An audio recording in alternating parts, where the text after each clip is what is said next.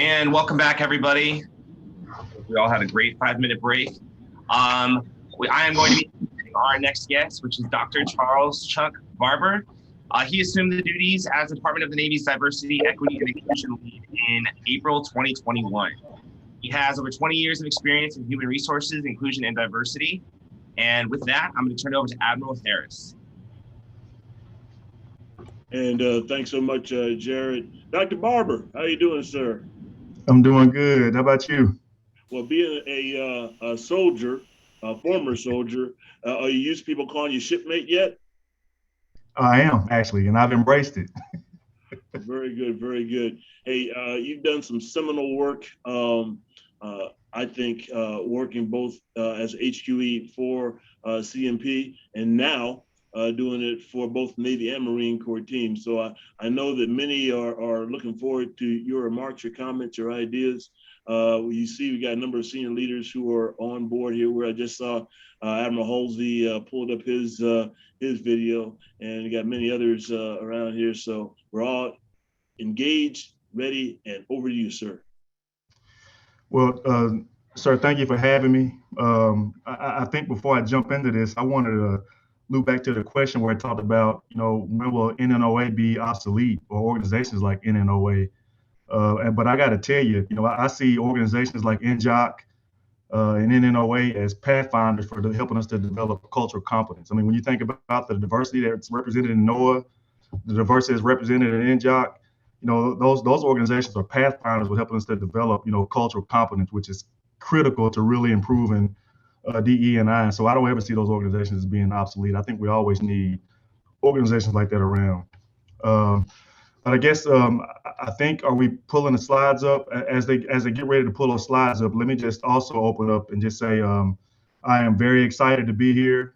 I think that over the past several months, we've asked sailors, Marines, and our workforce to be very open and vulnerable about feelings and things that we've experienced, over the past several months, with events that happened, last summer. And so we owe the workforce, we owe our sailors, we owe our Marines, we owe them, action. We owe them a response to that openness. And so hopefully what I present to you today gives you a good idea of that action.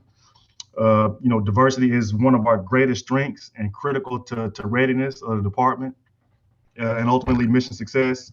And so to advance Don's leadership commitment on DEI efforts, ASN MNRA under the leadership of Ms. Kessmeyer, now Mr. Bobby Hogue, directed the stand-up of the Don DEI strategic planning team. And so I have been honored seeing over the past 90 days to lead that team. And I'm very excited to kind of share with you some of the structure that we've put in place over the past 90 days, how we've actually leveraged, success that we saw with Task Force One Navy under Admiral Halsey's leadership, and how those things are really going to help us to really develop some of those Don level capabilities. And so what I'll present to you today, I'll talk about some of the near-term objectives.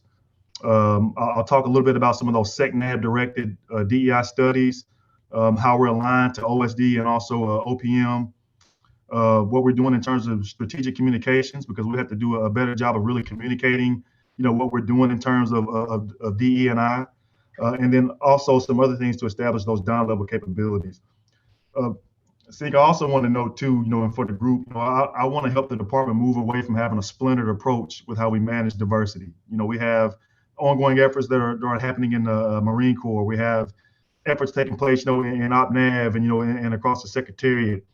And so when you see the presentation today, hopefully you can see us moving towards that state of getting away, from that splintered approach.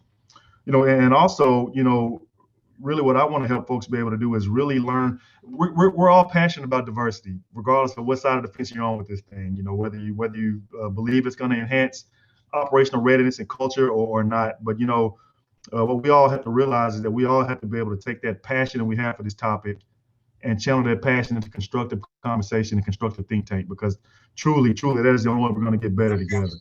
Yes. I think somebody has a hot mic. Ernie, you got a hot mic there, shipmate.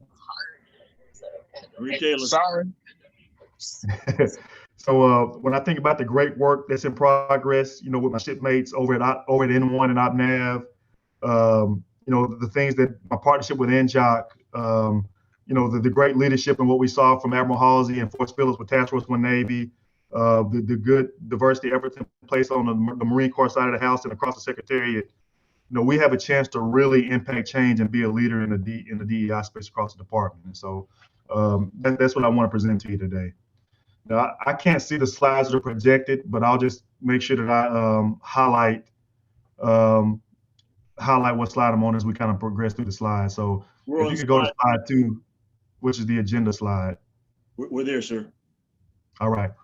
So this is the agenda, and I'll talk a little bit about those functions being developed. The roadmap that kind of shows that progress over the past 90 days. An enduring model that we're going to put in place that really organizes all the great work across the DON that's in place with associated measures, and also next steps as we move forward past the 90-day mark. So if you could go to slide 4, you should see a slide that's titled Strategic Planning Team and Team Functions. We're there. All right. So what you see here is not necessarily an organization chart, but it kind of represents that DEI capability that's being developed right now. And so I should note that the DON capabilities and programs, will report directly to the ASC and MNRA as depicted on the slide. The MNRA actually has responsibilities as the Chief Diversity Officer. And Ms. Kessmeyer has recently moved on. She's moved back over to the OGC. And so now Mr. Bobby Hogue is assuming that role. And so in early May, guidance was put out by the MNRA and also by the SecNav that directed the stand-up of the strategic planning team, and it also directed a number of DEI studies that we kind of provided oversight and input to. So what we're doing right now is we're developing a DEI strategy. We just finished up with our first draft, and it's out for comment right now. But our goal is to have that diversity strategy completed by the end of September. And Sync, let me just be transparent with you here. When we think about how we integrate diversity across an organization, it's bigger than just that talent management piece. There are several other organizational dynamics that we have to consider. And so this strategy is not going to be dubbed a diversity strategy. We're actually dubbing it, DON diversity, convergence of mission, people, and culture, because it's truly linking diversity to operational readiness. It's linking it to culture, and I'm excited to get that document out for everybody to get a look at that. We're also going to develop DON level governance. We want to continue to ensure we have that senior leadership commitment. And so with the number of diversity initiatives that are taking place across the department, we want to make sure that we're getting that vector and that guidance from the SecNav and from other seniors across the department as needed. Measures of performance and effectiveness. I love the comments that Admiral Lesher gave earlier today. We don't want to have a lot of activity for the sake of activity. We want to really show how we're moving the needle. And I won't harp on that too much right now because I have some subsequent slides, that kind of talks about some of those overarching measures, and I'll cover those then. We had a number of studies that we were overseeing, and I'll cover those on the next slide as well, but a litany of diversity studies that'll feed additional recommendations that we're going to put into an implementation plan. We want to develop policy at the DON level, and then also, data and analytics. We're also looking at developing a D&I dashboard at the DON level so we can get a look at things from a total force perspective. Again, really moving away from that splintered approach to how we kind of manage DEI. The team that we put in place was very diverse, race, ethnicity, age, sexual orientation, all of those internal diversity characteristics that you're born with, was very apparent with the team. But also with some of those external characteristics that you don't necessarily see, education requirement, location, life experience, organizational diversity, various job functions were represented on the team. And then also that worldview diversity, different political beliefs and worldview perspectives. So the team was very well made up. I'm very proud of this team. A lot of great work that you'll see in this brief that was accomplished over the past 90 days. And I'm very excited to communicate that to you today. Next slide, please. So now you should be looking at a slide that's titled DE&I Roadmap.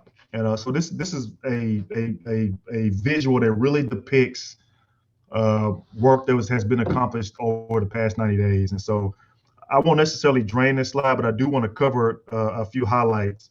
So the team provided oversight and input to those 6 directed SECMAP studies, and those studies range from reviewing diversity in the SES ranks. How can we improve supplier diversity within our contracting processes? We took a look at the precepts and assignments processes to see if we have any unintended consequences. Grooming standards. As we take a look at grooming standards, there are absolutely some unintended consequences. There were some of our grooming standards, and so the study and the information paper that we produce will highlight some of those. And then, as I mentioned before, a DEI dashboard. I just mentioned that we drafted a strategy for the department. I do want to kind of talk a little bit about the implementation strategy that we're putting in place, because this is a good tool that we kind of leverage success from Task Force One Navy, with some of the tools that we built there.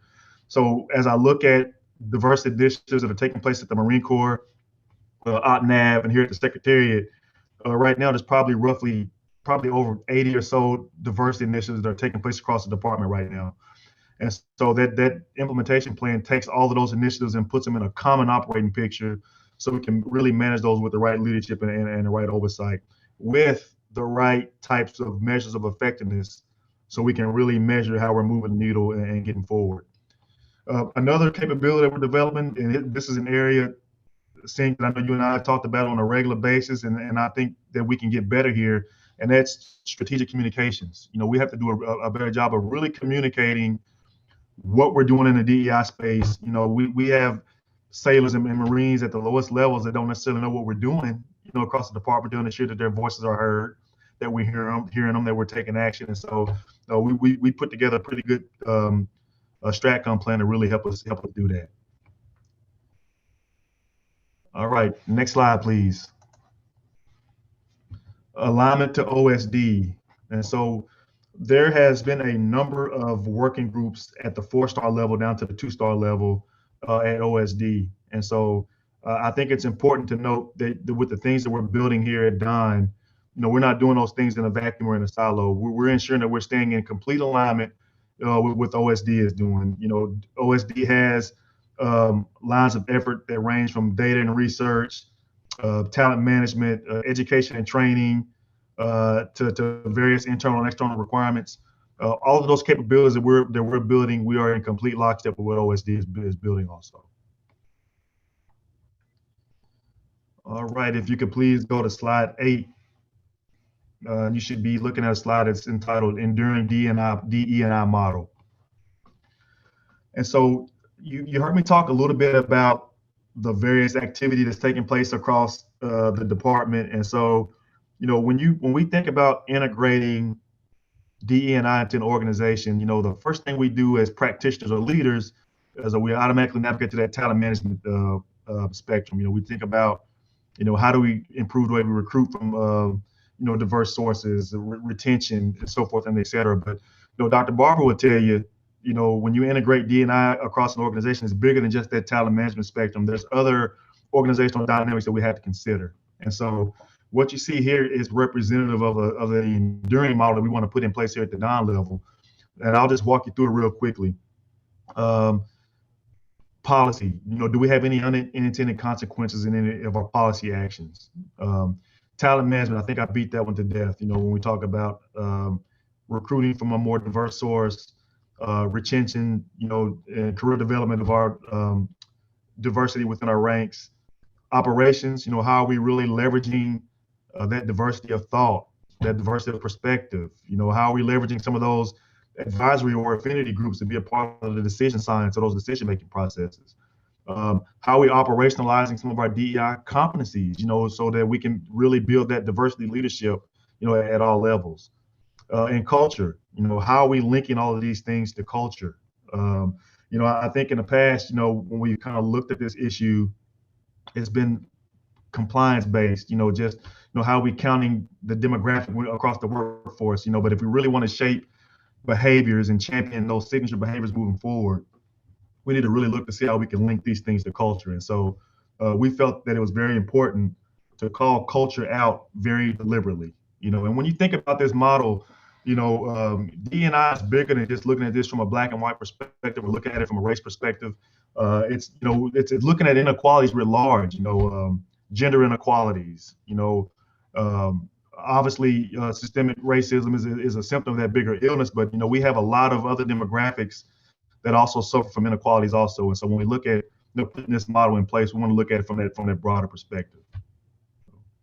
But this represents how we're going to organize all of that activity, how we're going to align those measures of effectiveness, which I'll get into here shortly. But this is our stab at really operationalizing all of that effort and really keeping it in an enduring fashion with how we kind of communicate to the governance. All right. Before I get into the measures, if you can go to slide 9 and just kind of hold it there for just a second. I want to take a second and really just kind of highlight. In a quiet place. I think somebody has a hot mic. You heard Admiral Lesher speak earlier about measures, and particularly like with what we're doing with the Navy implementation framework. And I got to tell you, Admiral Harris, I am very appreciative of the partnership with Admiral Lesher and his endeavor and conversations that we've had on measures of effectiveness, because he's really pushed us to really think outside of the box with how we want to measure DE&I, across the board.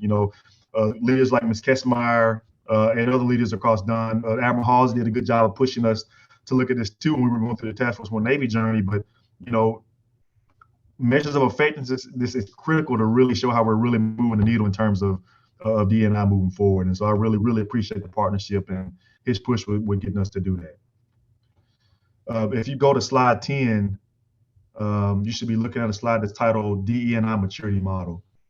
And so, I think one of the points that I really want to highlight here is that, when we talk about measuring progress in DE&I, the first place we automatically navigate to is how have we increased diversity, across the workforce, looking at that demographic. A lot of DE&I practitioners, they don't really show how we want to measure the inclusion piece of DE&I. And so, because it might be a little bit too hard, or in some cases, the data may just be qualitative as opposed to being quantitative. And so, here at DON, we're not going to shy away from that. We're gonna really show you how we want to measure inclusion moving forward. And so, what we've done is we put together a maturity model that you see here, and just based off of how we'll put the assessment framework, we want to be able to show how organizations move across the 5 levels of maturity as it relates to inclusion.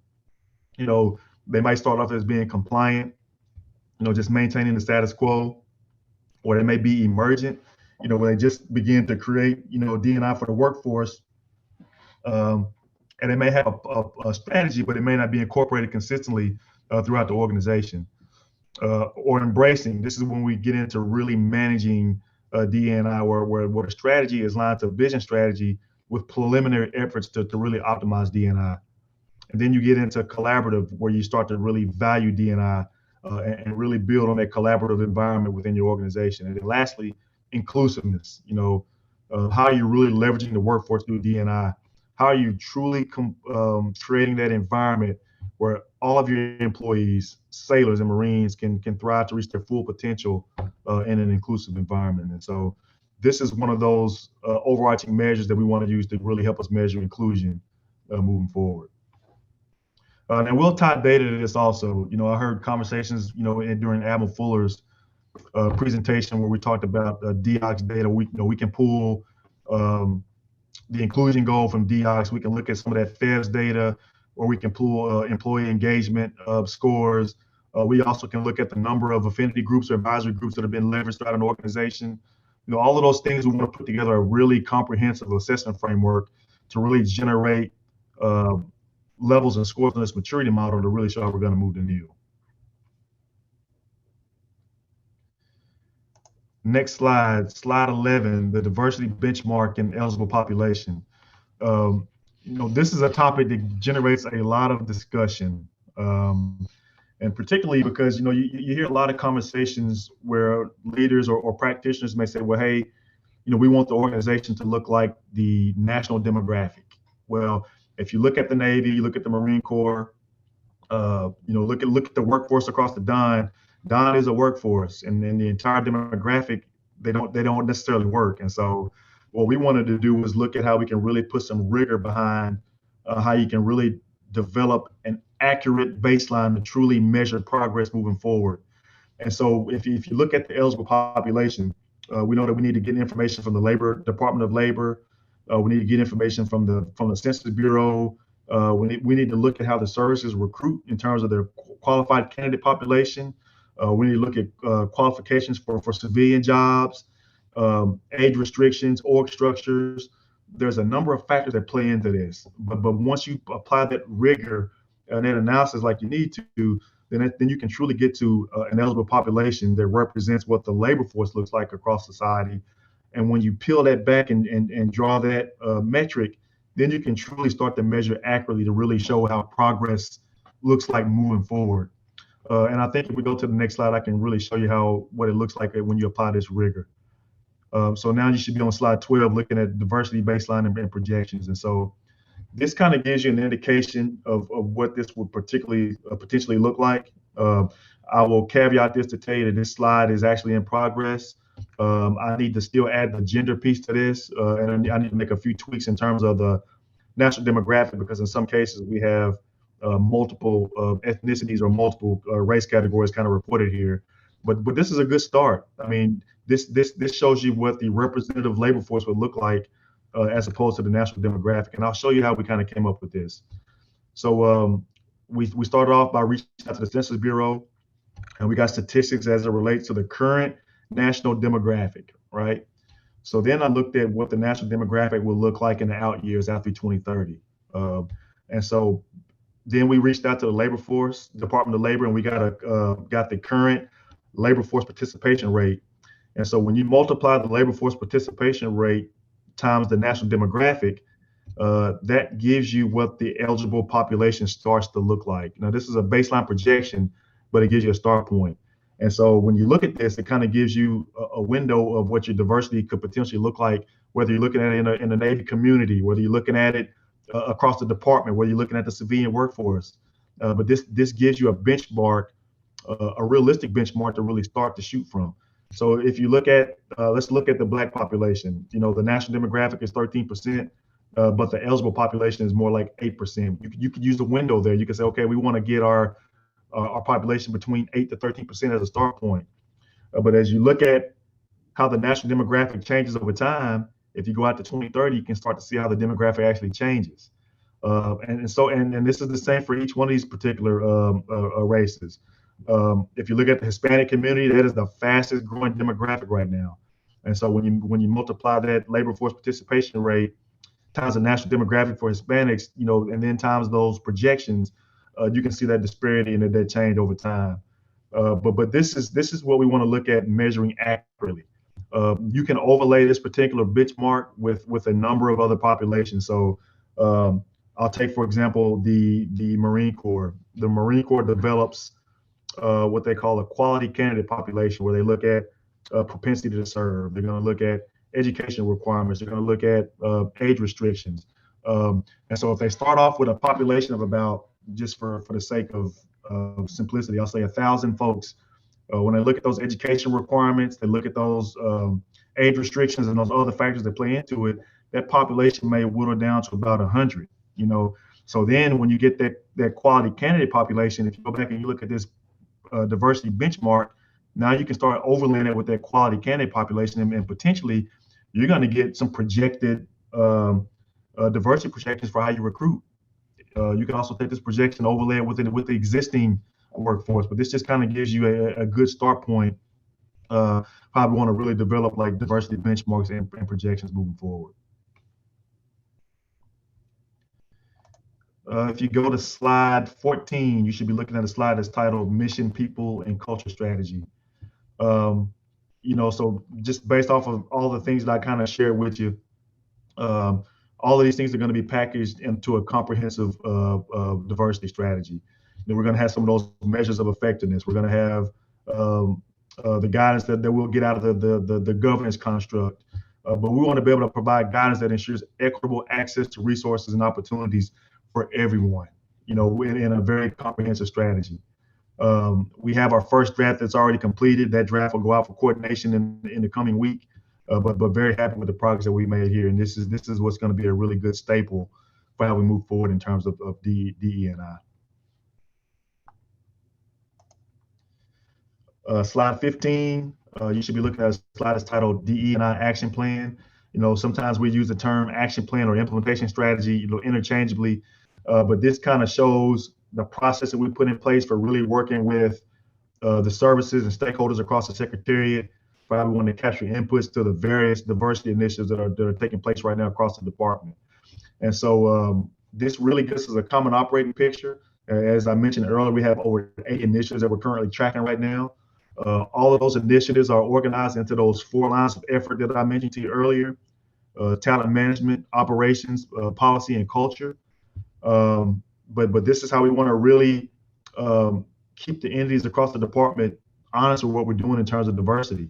I want to use this tool to provide updates to the SecNav and to Don level leadership on a regular basis. But this is our stab at really keeping this enduring moving forward. As we look at all those initiatives, we're going to analyze them in terms of are there any budget impacts? Are there any legal impacts? Impacts to the need for additional manpower? Or is there a requirement to collaborate externally to the department? But this document is very important because this actually is what's going to put a little bit of teeth behind that broad strategic document we're going to put in place as it relates to DE&I. Next slide, you should be looking at a slide that's titled Don DE&I Governance. And so we also have a really good start at a draft charter that we put in place. That charter is going to give us the vision and the oversight as it relates to the diversity mission and goals and responsibilities. Now, we don't want to create another meeting for our senior leaders just for the sake of another meeting. And so with that said, we want to leverage some of those existing frameworks that are in place right now, whether it's the DEI Council, the Marine Corps Diversity Review Board, or the Executive Diversity Advisory Council on the civilian side of the house here in the Secretariat. But we want to leverage those existing frameworks for how we build this governance moving forward. And all, again, aligned to OSD and those Defense Equity Team activities also. Then lastly, if you go to slide 17, strategic communications. And so we just finished up our first draft of what a strategic communications plan looks like. We want to get a regular drumbeat with how we communicate progress with what we're doing to the workforce, sailors down at a deck plate level and also with our Marines. We work very closely with CHINFO and the services. We've established some top line messages based on existing policy and senior leader guidance, and also in alignment with OSD strategic diversity communications plan also. And we want to incorporate feedback loops, whether it's capturing feedback on our diversity site here at the SecNav, or whether it's, emails or just, regular post checks with the workforce, but we want to capture a good feedback loop also. And so with that, I will pause. That was actually the last slide. And LT, if you can stop sharing the screen, I'll see if I can entertain any questions or comments from the group at this time. I have a question. Hey, sir, this is Lieutenant Dixon. So I'm receiving questions via DM. So I will start with the first one. Could you speak to what we are doing or what we should be doing to retain better? Obviously, you know that everyone that we don't retain, it costs a lot of money for us to train new personnel. So what are we doing right now, and what could we be doing or improving on? Yeah, I think I know there's not going to be a cookie cutter approach, for how we look at that, LT, but I think, we should be capturing, intel for what we get out of some of these listening sessions. We should be leveraging what we're getting out of some of these exit surveys that we generate across the workforce. Those are just some immediate things. I think we also need to do a little bit better job of mentoring, and maybe even some reverse mentoring, with how we're doing this. And when we talk about mentoring, we should be looking at how we're mentoring folks who don't necessarily look like we do, or necessarily think like we do. We are looking at some career development things, in terms of STEM, ROTC scholarships and things of that nature. But some of those things may be impacted by funding. It may take a little while to really get in place. But when we look at leveraging input from those listening sessions, mentoring, those are some things that we can do right now from a leadership perspective. So those are just some things off the top of my head of what we should be doing right now to really look at how we improve our retention. Excuse me. Thank you, sir. And our next question is coming from Lieutenant Commander Nolan from the Navy Postgraduate School. So using the maturity model, where does the Department of the Navy currently stand? What is the expectation for addressing organizations that may transition left and right, or even cyclical, instead of the goal of continuous forward progression? Yeah, so it's hard for me to answer where the department stands now because I haven't assessed any organizations. That maturity model is a very new initiative that we're going to put in place for the department. But that's also our first step of how we want to really look at linking DE&I to culture.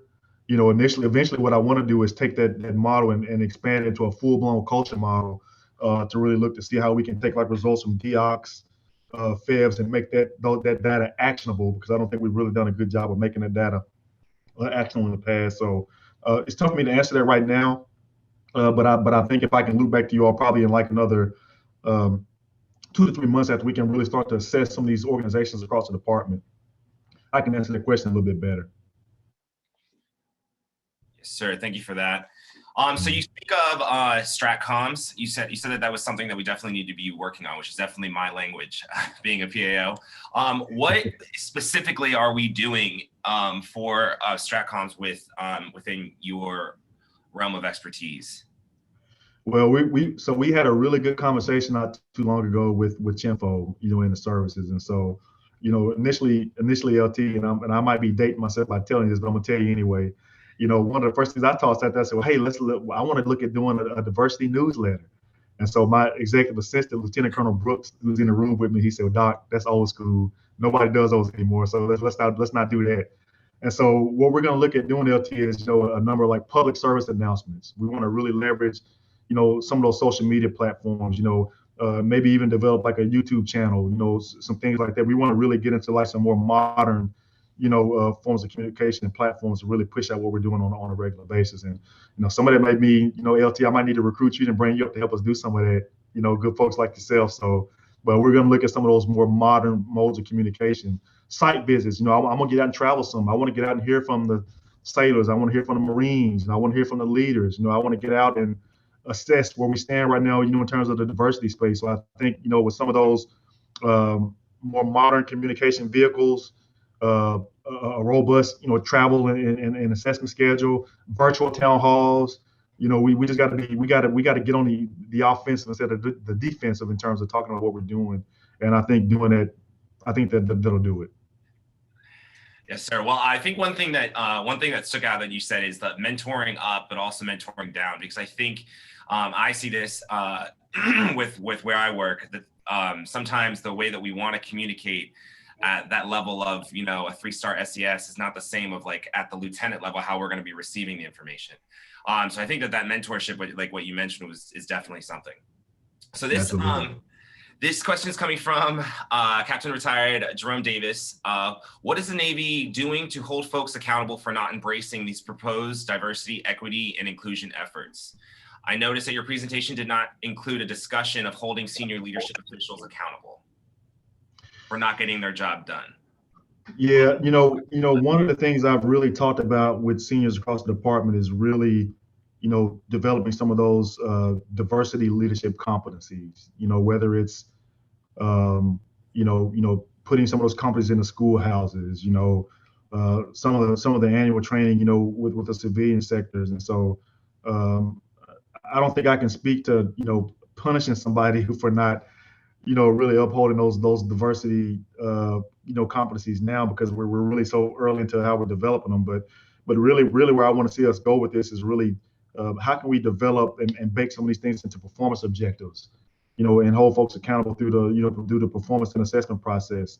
And really another thing I've done is myself, Dr. Livingston, and a few other folks is, we just recently wrote a diversity, equity, inclusion certification program for George Mason. And so I want to be able to take some of those certification programs and bring them over as an offering for Don. It's a fully accredited program where you not only will you get an accreditation, but you'll get college credit for it. And so I think instead of looking at this from like a punitive perspective, if we kind of incentivize some of this, that kind of helps too. So I think a combination of incentivizing some of those things and working them into the performance evaluation process, I think that's how we get there. And LT, I think I can't stress enough. This can't be compliance based. We have to look at this from a culture perspective. If we really want to shape behaviors moving forward, this has to be, culture based, and so if we just look at making this so, compliance based, I don't think we're going to make any progress. Agreed. Yes, sir. This is kind of like a softball question, but I always think it's good to hear the perspectives. As a former Army warrant officer, what were the experiences that helped influence the direction of being the diversity, equity, and inclusion lead for the Department of the Navy? Oh, wow, that's a good question. Well, for me, when I'm mentoring, young folks, I'm always asked, about joining the military. The first thing I tell them, is, minorities are very visible at the lower levels of the military, but almost invisible at the higher ends of the military, regardless of what branch of service that you're in. That goes for gender, Hispanic, so forth, and et cetera. And so, and I saw some of that. I saw some of that. In the Army. Saw some of throughout all the ranks. Coming in. But I think for me, I was more so influenced before I came into the military. And I'll just share with you. I grew up in a town that was 2% Black. And so up until my sophomore year in high school, we didn't even have a bus route. We would see buses go past our neighborhood and pick up kids from a neighborhood, past our neighborhood, and take them to school. And we would have to walk to school. And so, and another example is, my sister. I had two sisters. One of them passed away in the trade center. May she rest in peace. But my older sister, she is the only Black certified school teacher in the school district where I grew up. In over 60 years, one Black certified school teacher. And the last example I'll share with you. So most of you know, I qualified for the Olympics in 1996 for 100 meters. And so in high school, I was always the fastest kid at my school. And so, coaches, I didn't get to run. I couldn't anchor not one relay. I didn't get to run open sprints at all. And so when I think about, my personal experiences growing up and the way that my sisters taught me how to really take, those experiences and that frustration and channel those into like constructive conversation, that is what motivates me to do what I do on a daily basis. And then I think about, family members or other youth behind me who want to come in either to the government or come into the military, and I want to do my part with really helping try to change some of that. And I know this won't change overnight. It's a deliberate outcome. It's going to take some time to do it, but just turning our heads to it, that's not going to help. And I've been blessed over time, LT, to be able to build culture models, the different jobs that I've held over time. God has given me the tools to really be able to be effective in doing what I'm doing, and to not do it, shame on me. So I think it's just a combination of what I've been blessed to do, the tools that I have, the experience that I've had over time. That more so shapes me to do what I do more so than what I experienced in the military. So, yeah. Well, sir, this question is going to come from Lieutenant Commander Jody Knox from the United States Coast Guard. Can you give me your thoughts on the best approach for a military service to conduct outreach to underrepresented minorities to offer career counseling without it feeling like targeting or making an officer feel like they are being singled out because of their minority status?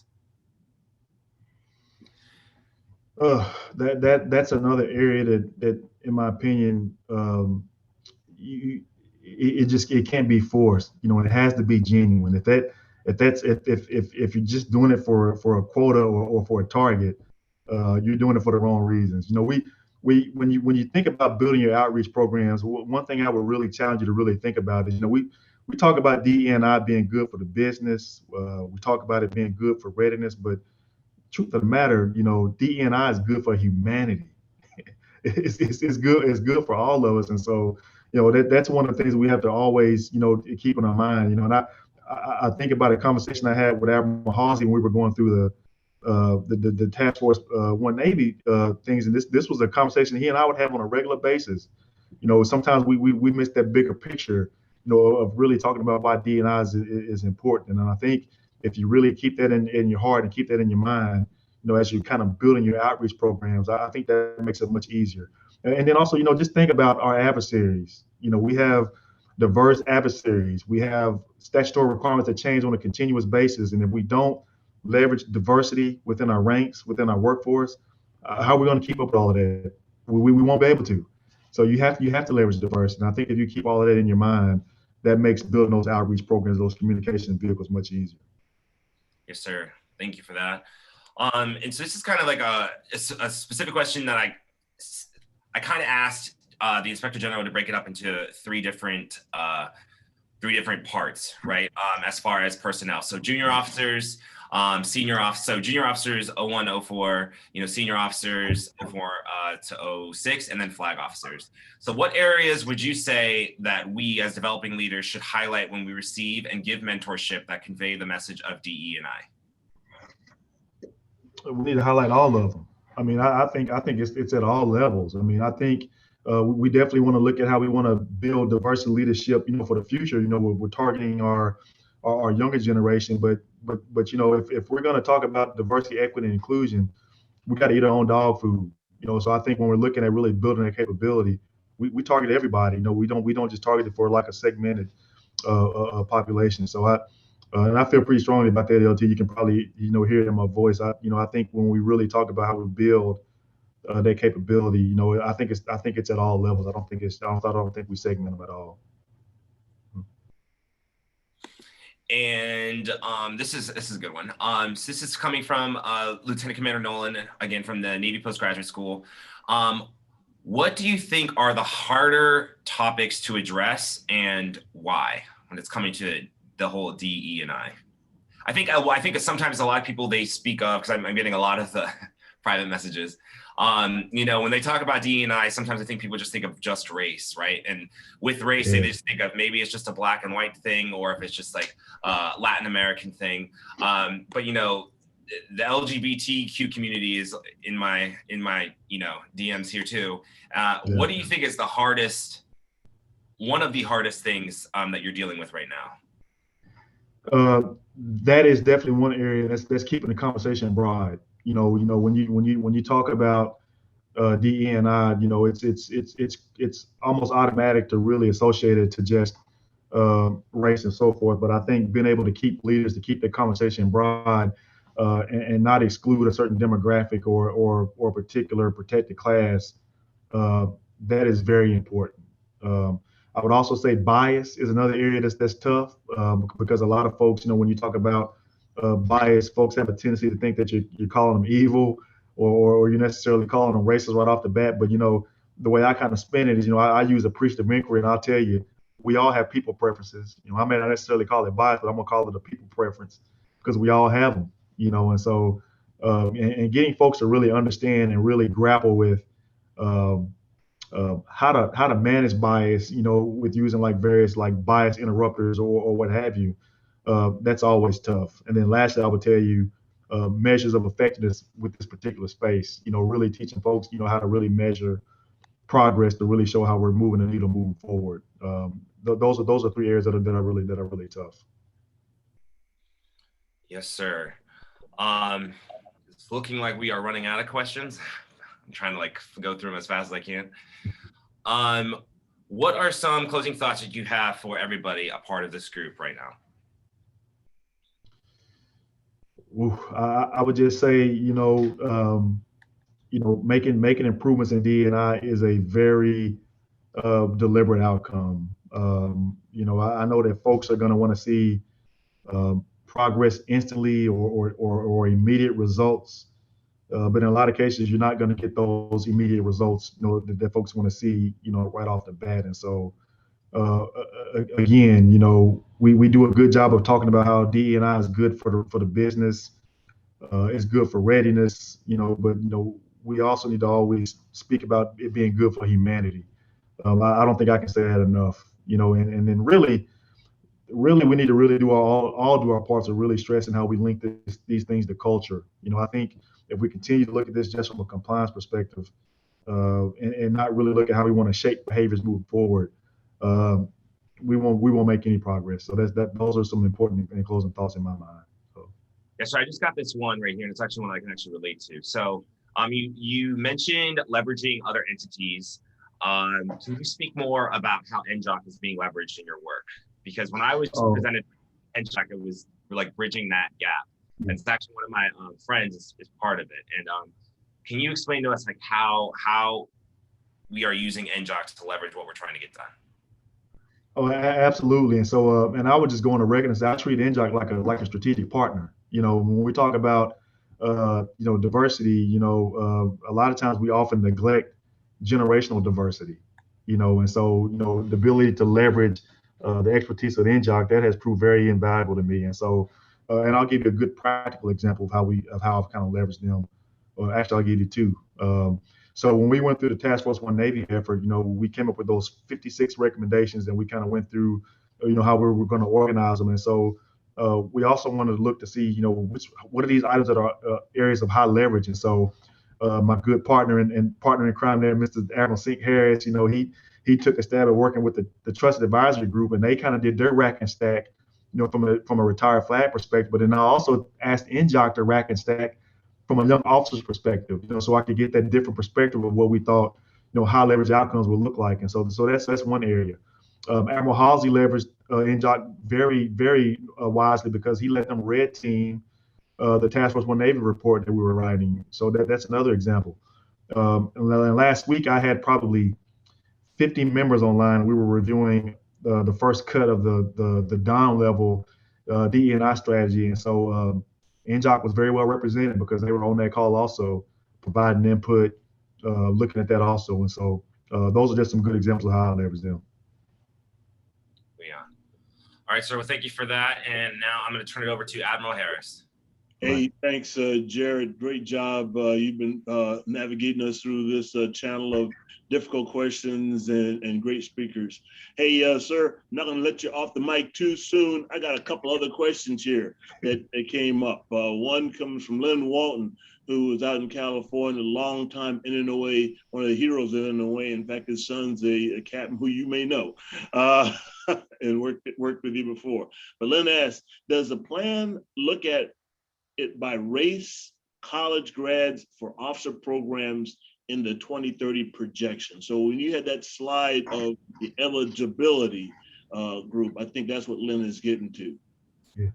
Well, first, let me just tell Lynn, thank you for sharing your son with me, because he did a good job for me here on the task force. He did a really good job. So I appreciate you letting him be a part of the effort.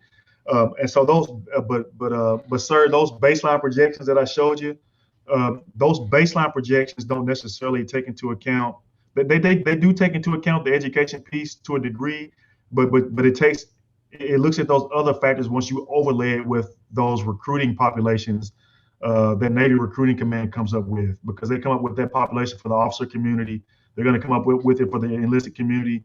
So once you overlay those projections with that recruiting population, that's when you take into account that education requirement that you're kind of speaking to. And then you got the propensity to serve too, which is also absolutely. And you turn me on to that one, Sink, because that's the information that we pull from jammers. That's also a part of the quality candidate population also. And so I think when you overlay that projection model with those populations, those various populations, that's when you kind of really take into account all those different factors. Then another question comes from another hero of NNOA, Captain Tony Barnes, former president of NNOA. And he asks, he makes a statement for you to comment on. None of these efforts will gain traction unless they are supported at the CO level. Flag level is important, but unless DEI is embraced by the wardroom, it will only be so successful. And hey, Sinclair Harris is an example of that. I was the chief engineer on a ship, and I think I was the only Black officer on that ship, and it wasn't for my white CO embracing it. I don't know if I had gone past my first department tour. Yeah, I couldn't agree more. I mean, I think because of that, I think that's why it's important to have, great partners like, the CNO, the vice CNO, Admiral Halsey, and the different LOE owners that were a part of Task Force 1 Navy that are, out at MPC, Navy Recruiting Command, NETSI. So I completely agree with you. Having that partnership with the various flags across the organization, that's going to be critical. And the final question comes from Jerome Davis. He's checking your math here. Based on the recent census report, he questions whether or not 76% of the demographic will be from the majority in 2030. It won't. So if you look at those projections over time, that demographic actually reduces over time. And really, when I built this model, I actually went out through 2050. It actually looks a little bit different when you go out through 2050. So he's absolutely right. When you look at how the demographic is going to change over time, the minority will manifest up and eventually may even become the majority. So he's absolutely right. That demographic is going to change over time. Okay. Hey, sir. Thank you for your time. I know how busy it is, especially with Secretary Carlos Del Toro coming in. Known the secretary for some time and a man of action. Oh yeah. So you're going to be busy. And I'll tell him he said hello when I sit with him next week. Smart as they come. Thank you for your efforts, both when you were working for CMP and now working for all of the Navy Marine Corps team. And we appreciate that efforts, and we look forward, NNOA does, continuing to be part of the solution and Absolutely. part of the strategic communication and part of the effort moving forward. That's what we are here for, recruiting, retention, and career development of our members and our retired group support that, like myself and many, many others. So thank you. God bless. And I'll see you around the building next time I darken the halls of the Pentagon. Absolutely. Take care, everybody. Thank you, sir. Okay, LT, what do we do next? Go on break again? Yes, sir. We are going to go on break, and we will resume from break at 14:15 Eastern Time.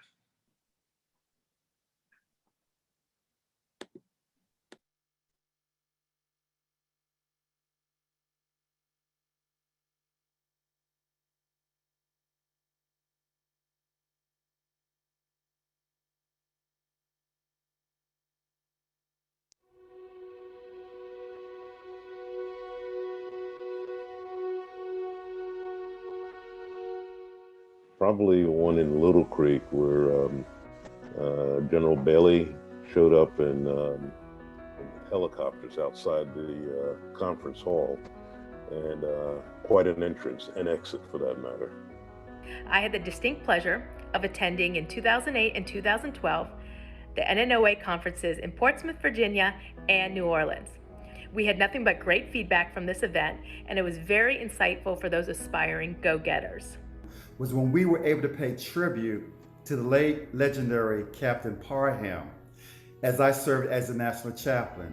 Indeed, that was an honor that I will always be most grateful for, because it was during the forum of the symposium when we then had the Parham lectures that I was able as the National Chaplain to help plan a tribute to Captain Parham.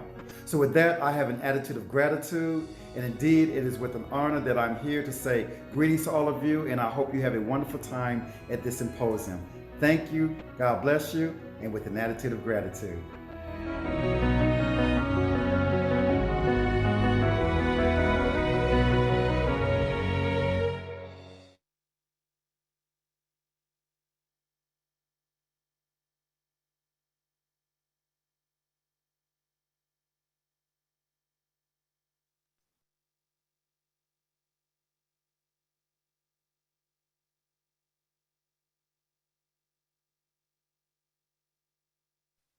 I just saw Sergeant Miss Lola Jenkins. You were doing a check with us. Over.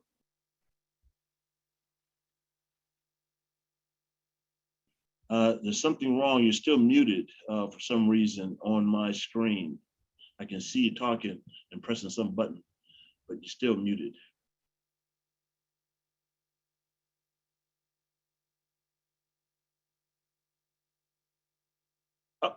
Okay, it's How's unmuted. that?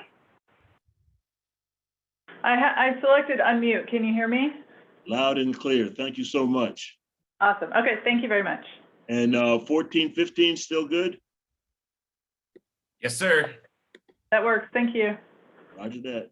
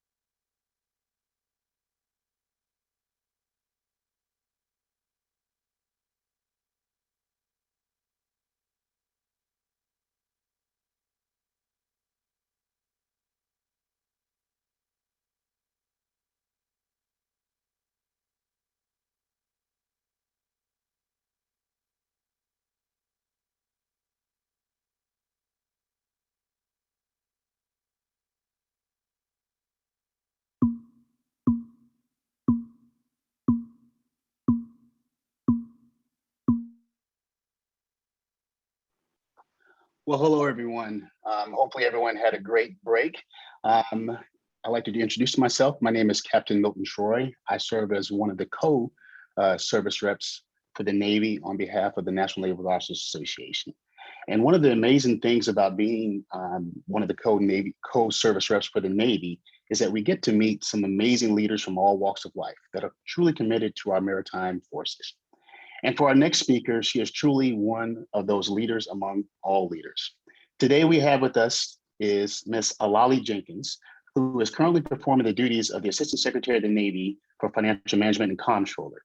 In this capacity, she directly oversees the management of the Department of the Navy's annual budget and supporting processes while providing independent analysis to her constituent clients. She is a graduate of George Mason University and holds a bachelor's degree of science in accounting.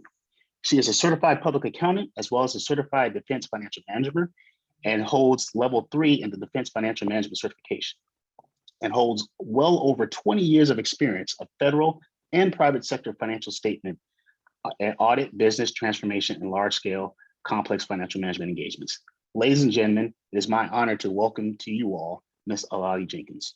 Welcome, ma'am, to our symposium. Good to see you, Captain Troy. Thank you so much for having me here.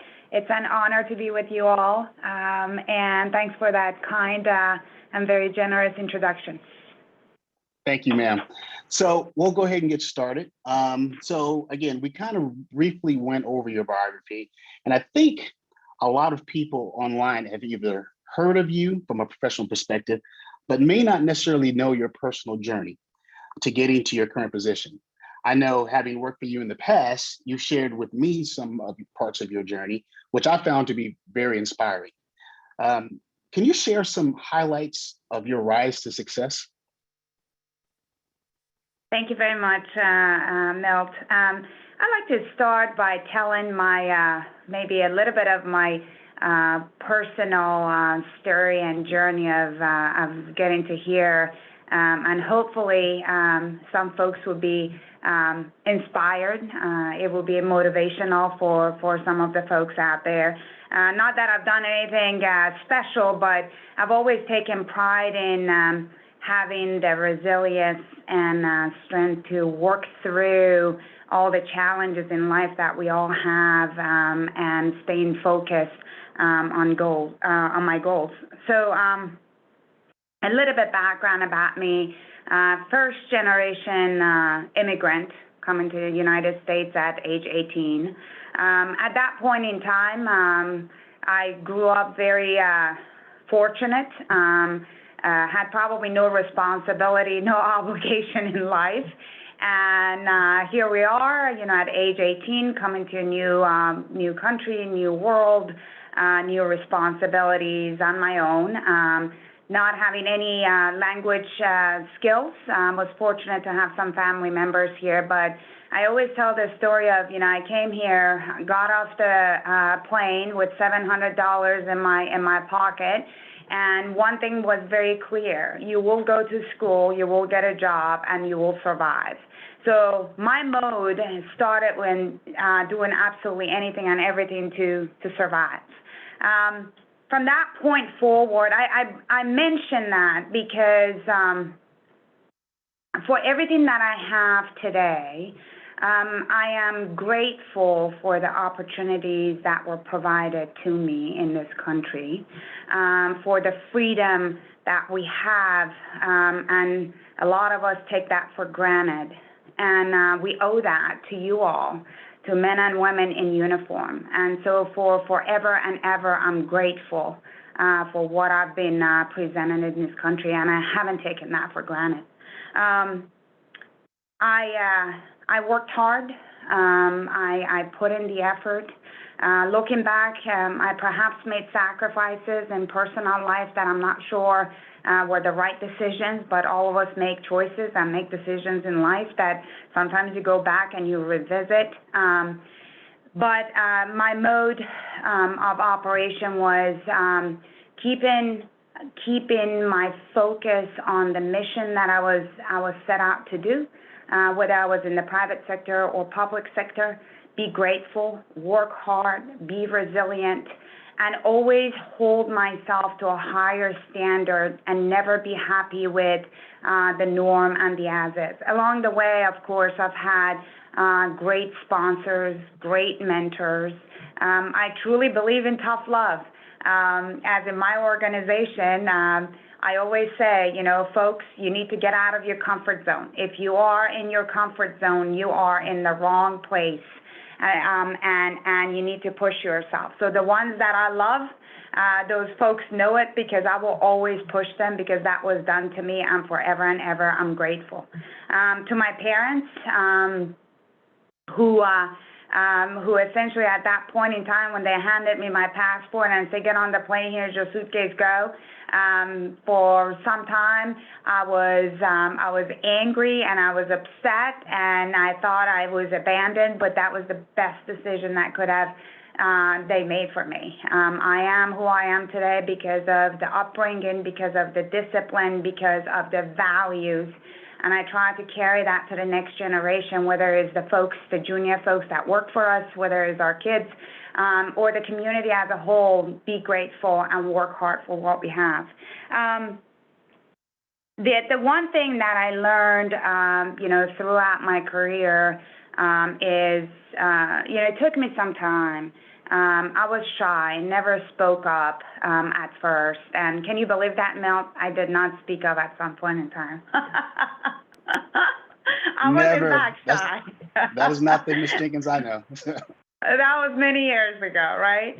And I learned that, you know, it's that self-esteem and self-confidence that if you don't, and I always tell people, you know, listen more than speak, but speak at the right time and speak with facts, and have credibility and confidence in what you know and how you present yourself, and ask. So for some time, you know, I was waiting for somebody to recognize that I can do more and I can lead teams and I can be in leadership positions. And guess what? If you don't ask, you don't get. So I became bold. I volunteered for more. I asked for more, and I pushed. But I also believe that the trust had to be earned. So I work hard for all the organizations and all the folks that I've worked for. It was that you know, energy that I brought in, that passion that I brought in, and really working on my self-confidence to get to where I am. I have 4 kind of basic principles. As I always say, you know, these are my personal boundaries and these are my personal values, as I tell our mentees too. You know, I believe everybody has to have a series of those and hold true to those. For me, is loyalty, is trust, is honesty, and is dignity and integrity. And in every position that I've had, personal, professional life, those are kind of the personal boundaries that I've set for myself and the values and held true to them. Blessed to be here. I owe this to all of you, to all of my sponsors, to all the leadership in this organization, previous organizations. And again, appreciate the opportunity, Mel, here to share some of my personal experiences with you all. Well, thank you, ma'am. When you were talking about the tough love, though, I remember telling, you know, follow-on bosses after working with you, try your best luck to try to chew me out, though, because I've been chewed out by the best stuff. So anyway, it is all good. So we talked earlier, I guess, about your current responsibilities, though, and you know, you've been at the helm now for the Don's full financial audit efforts, as well at the Navy level and the DoD level for many years. Can you describe exactly what is a full financial audit and speak to the values and benefits it brings to the Don? And additionally, can you speak to some of the transformation your office is leading as it relates to financial management and how that best supports the warfighter? Thank you very much again, Mel. I always love talking about financial statement audit, so if I carry on and on and on, you need to stop me and move on to the next question. That's a perfect question. Often when you hear financial statement audit, everyone thinks this is just all related to financial management folks, the accountants. This is just check the box, the requirement. Even if we're lucky that people would think that way. Otherwise, we hear the audit and we run the other direction. But in a way, there has been a lot of goodness in this process. We started this journey of annual audits about 4 years ago. Just as a little bit of a background for everyone, like any big organization with, and actually we are the biggest with over $200 billion in budgetary resources.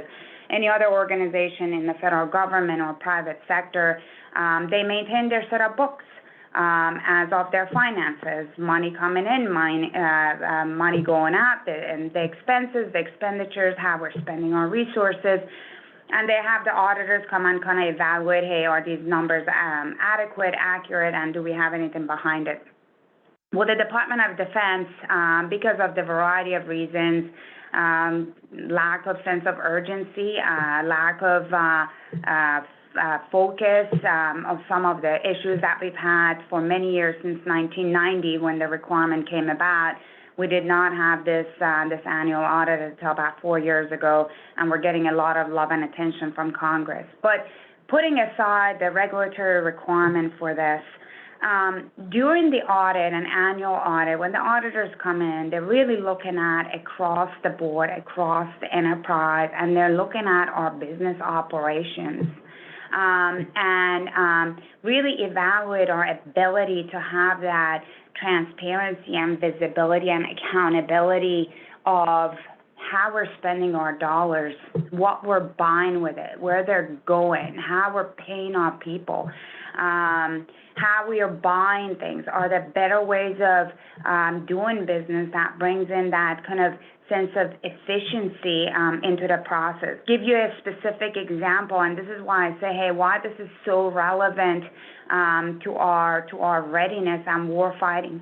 Our top line, as some of you may know, our budget top line is going to, over the years, it hasn't kept up with inflation, and it may be trending back down.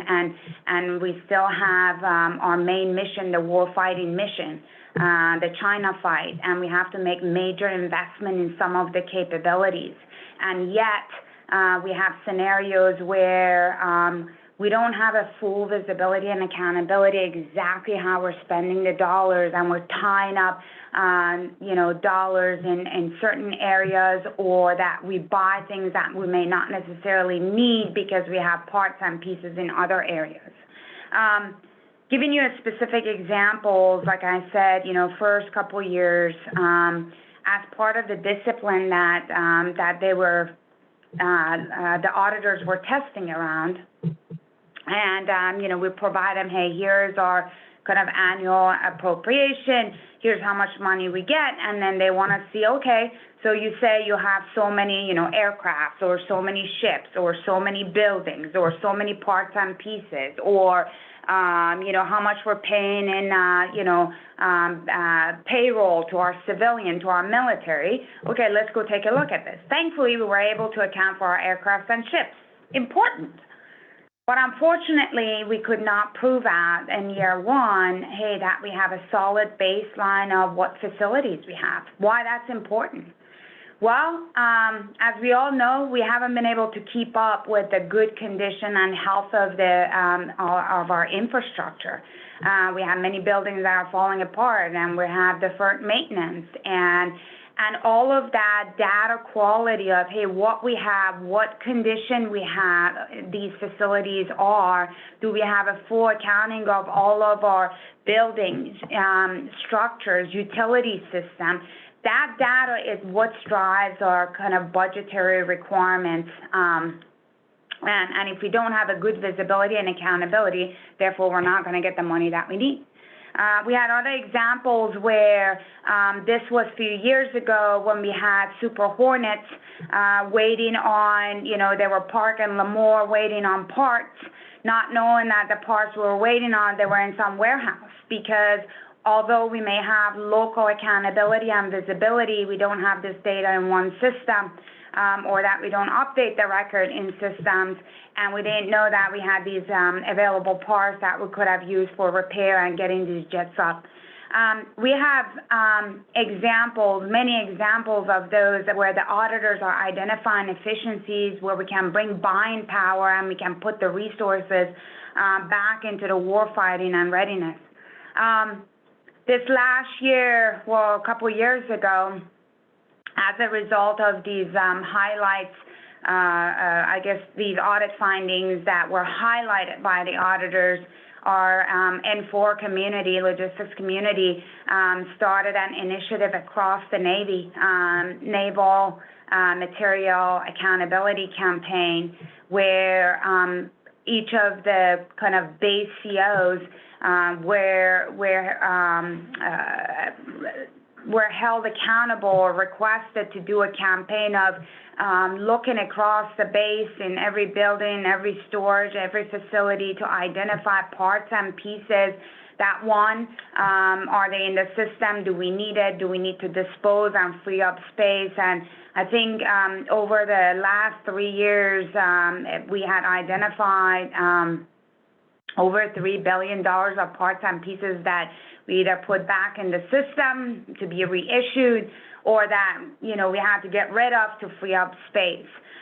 So there is a lot of goodness and value in this financial statement audit, as the auditors looking really across the business operation processes, identifying holes and gaps that we may not necessarily see at our level. The other piece that they're highlighting is the basics of, as the good stewards of the taxpayer dollars, we're putting out a lot of policies and procedures. There are reasons that we have policies and procedures, and those are called, management controls, preventing waste, preventing fraud, preventing, spending money in illegal matters, and having that sense of accountability and, as I call them, fiscal discipline across the enterprise. So one of the areas that the auditors always look is, hey, do we follow our own policies and procedures? And 9 out of 10 times is that we are not. We're taking risks where we shouldn't, and we're cutting corners where we shouldn't. There are reasons for that also, sometimes, our resources are tied up to do, their daily operations and a lot of workarounds, and we may not have sufficient resources. And so I'll talk a little bit about, financial transformation as a whole to make life easier for our workforce so that everybody can follow the checklist, if you will. On the operational side of the house, everybody's used to this. There are inspections that are being done. There are checklists that are being done. There's specific training that's being done. And I think on the business side of the house and the support side of the house, we owe our warfighters that level of discipline and accountability also to know exactly where the dollars go, what we're getting, where we're putting them. And instead of in the year of execution where we don't have money because money is tied up, because we could have repurposed it for other reasons, that sometimes we don't have that level of transparency. So I think we owe that to our warfighters to do better, especially as the financial management community, and increasing the buying power. In one statistics set up, and I talk a little bit about that. We're doing a lot of data analytics, and one of the last data sets that I saw is that over the past 5 years across all of our appropriations, I should say last 7 years, we've returned about $14 billion to Treasury. money that we did not spend, and let the appropriations expire and cancel. Imagine how much money, how much buying power we lost. And so working with VCNO and senior leaders in the department, we're going to make that a commander's business. Like their people, their resources, where the money goes, what we're buying, how do we increase that buying power, not tying up dollars in obligation in places, end of the year, and forget about it, and we can repurpose and put it towards some of our immediate needs. A couple other transformation arenas, areas that I wanted to highlight, and thank you, Milt, for asking that question, is very proud of what the work that the team has done. Over the past 4 years, we have been so successful in getting out of our legacy systems into modern systems. We started this journey with 9 separate financial systems, all legacy, all insecure. We couldn't get the data the same way out. We couldn't do any analysis. And we have down to, from the total of 9, we've already down to 5 at this point, shutting down more, getting down to 2 by the end of this year for the Navy. And then by the end of next year to 2 for the whole Department of the Navy, to include the Marine Corps. Bring in, again, data in one place that folks can use. On top of that, we have a digital transformation team. They have done God's work, the data analytics capability that they put in place, bringing data from acquisition, from logistics, from financial data into one place, standardizing the data, running different analytics and the capability that they put at so that we can have this real-time financial data. Now we're getting our budget execution data on a daily basis, feed into this data platform, so we can have better visibility to all aspects of how we're spending our money and supporting the decision makers.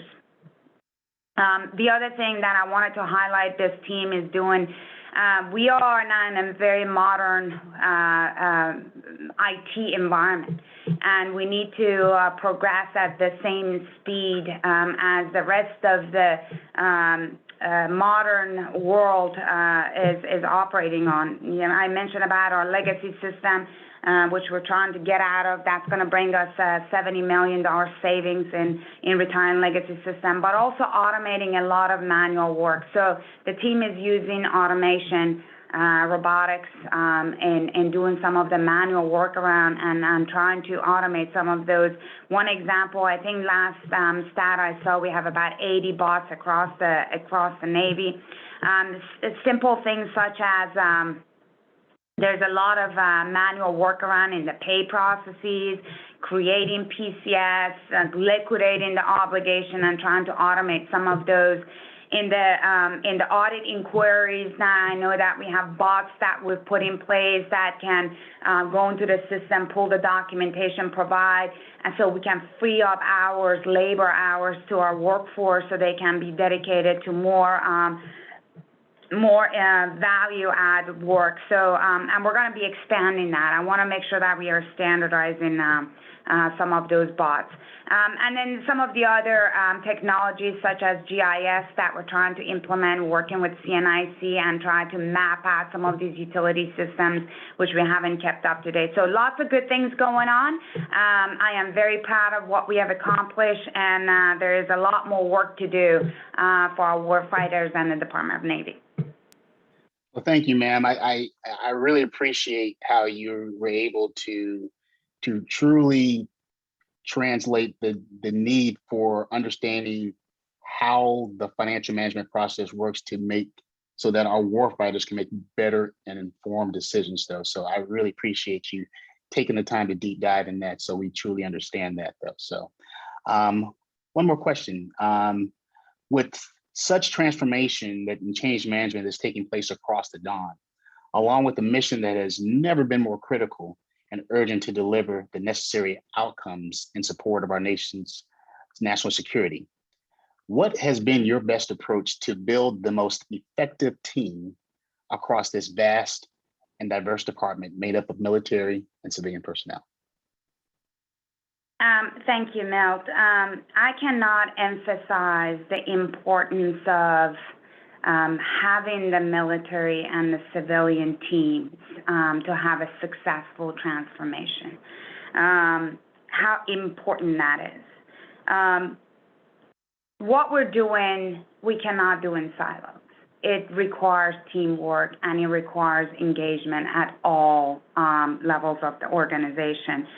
And we have been so blessed to have the right engagement and the right partnership from senior level all down. I think some of the things that I want to share for having a successful team is, first and foremost, is having a shared understanding of the mission and the vision and where we're going, and we have this shared set of values. As I always tell the teams, is we have different personality, different background, different perspective. What binds us together is that common goal and that common vision. Fostering an inclusive environment. And when I talk about diversity and inclusion in our organization, I always want to highlight that I'm not just talking about diversity in the sense of, gender or race. I'm talking about all types of background, and I'm talking about experiences. And what makes us a stronger, more successful team is that everybody feels part of the solution.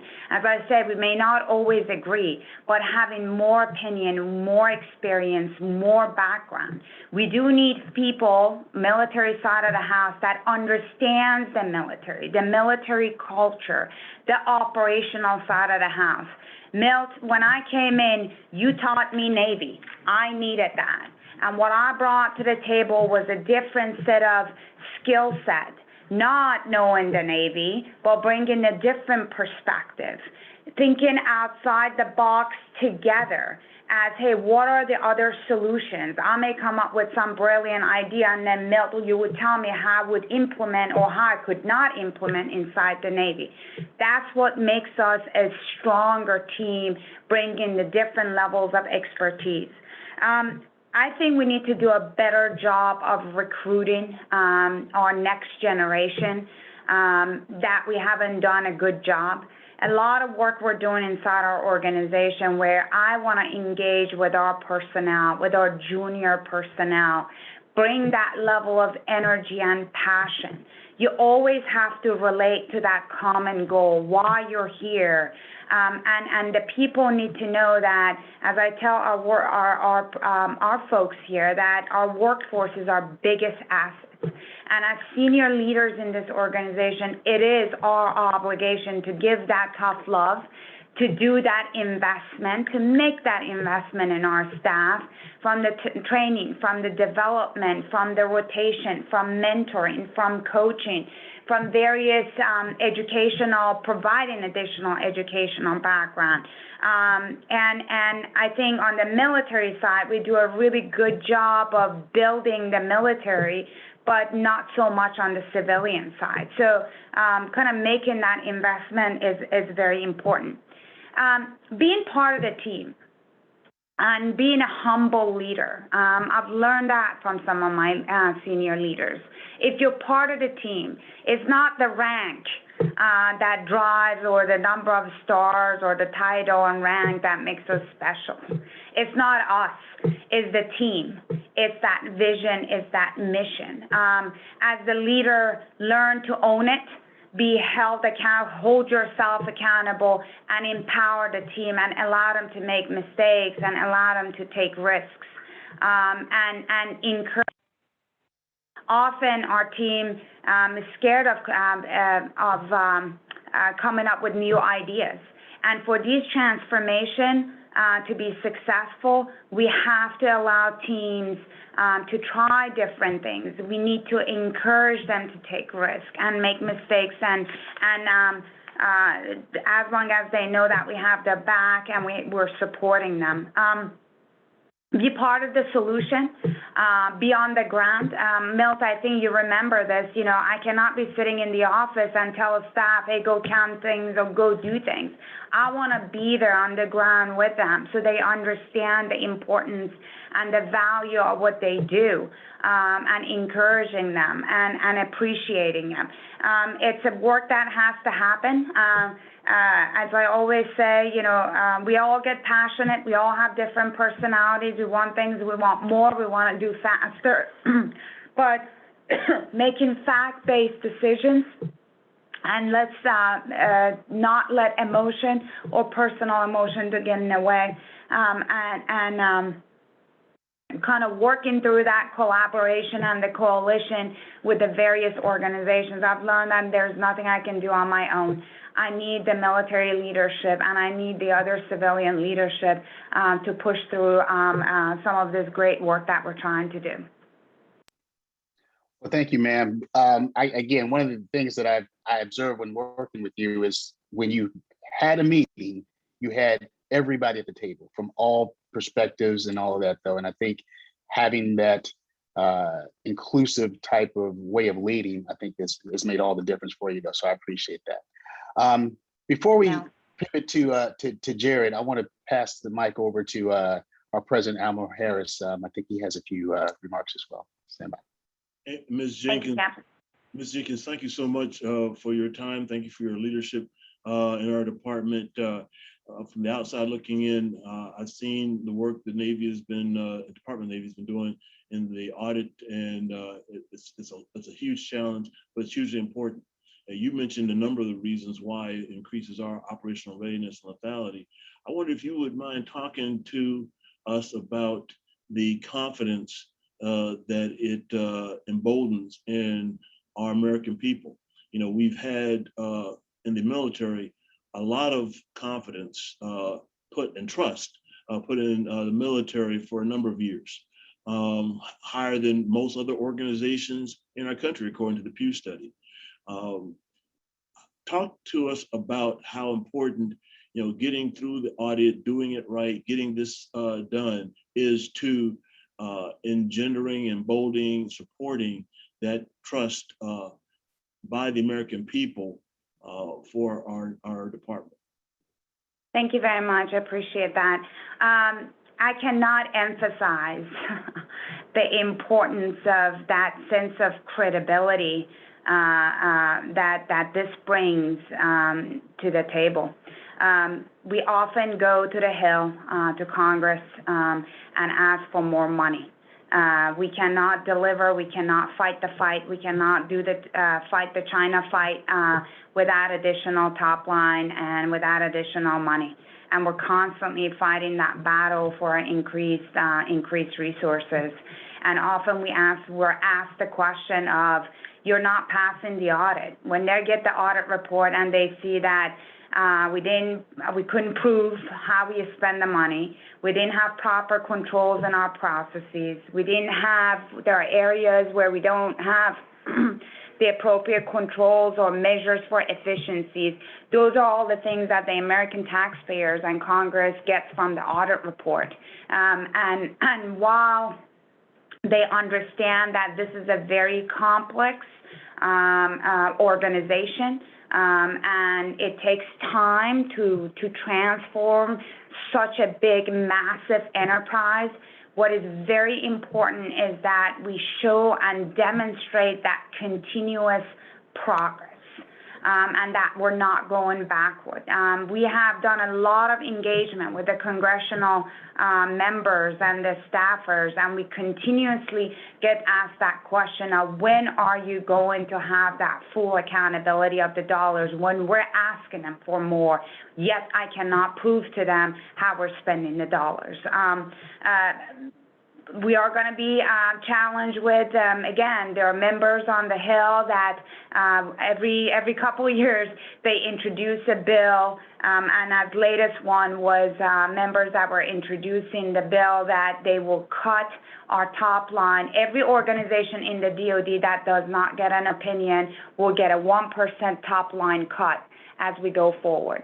In the previous years, they had introduced restrictions on our MDAP programs, for example, or our reprogramming,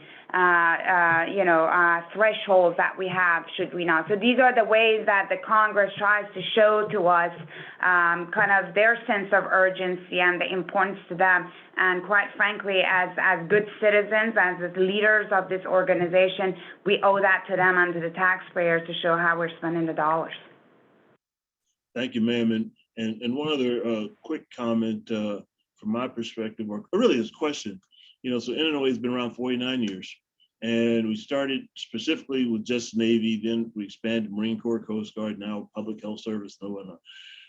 Question for you, do you see value for the GS community and for the SES community of being a part of NNOA?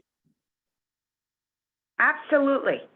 I said, I'm always eager, as I mentioned in my previous question, is inclusion, diversity, bringing a bigger community together, being part of a larger community, networking, sharing ideas, learning from each other. Absolutely. Civilian, military membership. That connection, that's what we need. We have so many problems in the department that we just need more innovation and more greater ideas to be able to advance and solve those problems. So any of these connections that we could have with the various organizations, civilian and military, absolutely. Well, thank you. In fact, tomorrow evening, we're having our first, as far as I know, of SES panel with some of your mates, Jimmy Smith, Karen Davis, Al Curry, and Michelle Godfrey will be part of our first NNOA SES panel. If you have time, please join us. And I think Milt said he sent me a text. I think he's going to pay your membership for the first year for NNOA. So you got that coming. It's about time, Milt. I'm pretty sure I owe you for something. I don't know. So either that or a glass of wine. So I got you covered, man. But thank you. I can't appreciate your service, your leadership in a critically important area that doesn't get as much visibility on a day-to-day basis, other things. But for all the reasons you've explained in very good detail, it's critically important. Great job, Milt, facilitating. And do I hand it back over to Jared or to Decretia? So actually, sir, we got a few more questions. Again, popular discussion. I don't want to over to Jared. I don't want to short anybody though. So Jared, what questions do we have for Ms. Jenkins? Good afternoon, ma'am. Lieutenant Reed Dixon here.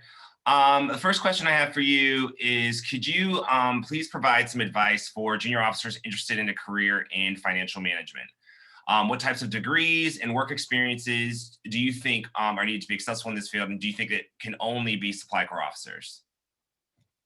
So I do believe in, it's interesting. So I say a little bit of my own background too. By degree, I'm an accountant, of course. But it was very important that I got exposure to some of the functional communities inside the OSD, the Department of Defense on the acquisition side. So coming into a financial management position, of course, you start with the degrees of, accounting, business administration, finance. Again, where in financial management there's interest. If it's accounting or financial operations, accounting definitely is where you want to start the degree. There's financial systems, there's transformation. Those are the general business degrees or the specific targeted areas in the system arena will be very helpful. The other area that is quite new right now, and we don't have necessarily that many of the that much expertise or in-house skill set, and so we're hiring really from outside, is the data science that I mentioned. Having that combination of the data science and the business or the finance degrees, the combination of that is very powerful to understand how to translate or what to do with that data. That is the newest thing. I always value, and I always tell everyone, go after certifications, whether it is or master's degree, MBAs, the CPAs, the Certified Defense Financial Management, the CISAs. Those always add value and bring a lot more credibility to the person as an individual and the organization that they serve. Definitely rotational. It's very powerful if you understand the operational side that has your supply core, and then you want to also, add in that financial management. The combination of the two is very, very powerful. But those are some of the recommendations that I would have for folks. Yes, ma'am. Thank you so much for that. And that actually kind of goes into our next question that I have. You mentioned the importance of IT, and you were kind of talking about the future. Can you speak about how the relevance of artificial intelligence would be incorporated into your field? Yes. So the artificial intelligence is kind of a step ahead from where we are right now. At this point, working with our CIO and the cybersecurity experts in the department, we are using bots, but they're not to the level of the intelligence, the artificial intelligence right now. They have to be monitored bots right now that we're running in our network. Once we mature those processes and standardize some of the processes, then we can add an element of intelligence to it. Now, having said all of that, just in our financial management arena, there is a bot that we're going to pilot. We have a lot of what we call unmatched transactions, where we don't have our obligations and the disbursement transaction matching, so it's holding up. We don't know if the obligation is still money is available or not. So it's very, very important for our controllers to clean up that data. And there's a lot of reasons why this happens: systems, environment. And it takes up a lot of human hours, manual hours to clean up these transactions. So there's a pilot actually right now that Army has done, some of the defense agencies that we're going to look at, and that has the element of the intelligence to it, which looks at the trends of these type of transaction, can automatically then, evaluate that, apply the same kind of principles to the transaction to clear these, as we call them, kind of suspense transactions. So while we're just right now automating things, trying to focus on the bots, definitely AI, it's at the beginning of that stage where we're trying to bring in an element of intelligence, but definitely see that expanding across the dawn. And I should say that our new secretary has been asking a lot about AI and bots and how much of that we're using in the department. So he's day 2 in the job. He asked that question. And let me tell you, ma'am, having known Carlos Del Toro and served with him, he'll have lots more questions for sure. Yes, we are spending a lot of quality time with him this week, every day, 2 hours on our budget. So we're blessed. Wow. Thank you so much for that, ma'am. So this is a little bit more of a softball, but kind of like a personal question. So obviously, sitting on a plane coming to America is drastically different than where you currently sit. That great sign above you right now. Were there any challenges or hurdles that you encountered in either the private or public sector that made you question your readiness or capabilities? You always ask those questions, right? So, and I think that's part of the challenge, right? I always, in the private sector, in the public sector, you always come up with challenges of, hey, do I know enough? Do I have the right network? Do I have the right engagement? Am I in the right organization? You have to ask those questions. I never, quite frankly, in the private sector, I don't think I ever got the opportunity of even getting comfortable because my life wasn't my own. The company owned us, right? So is, from project to project to project. And that really was, and now that I look back, it was quite fascinating because that gave me that exposure that I needed to the different customer base, client base, different problem sets. We do have that a lot in the military, of course, as military rotates, not much in the civilian side.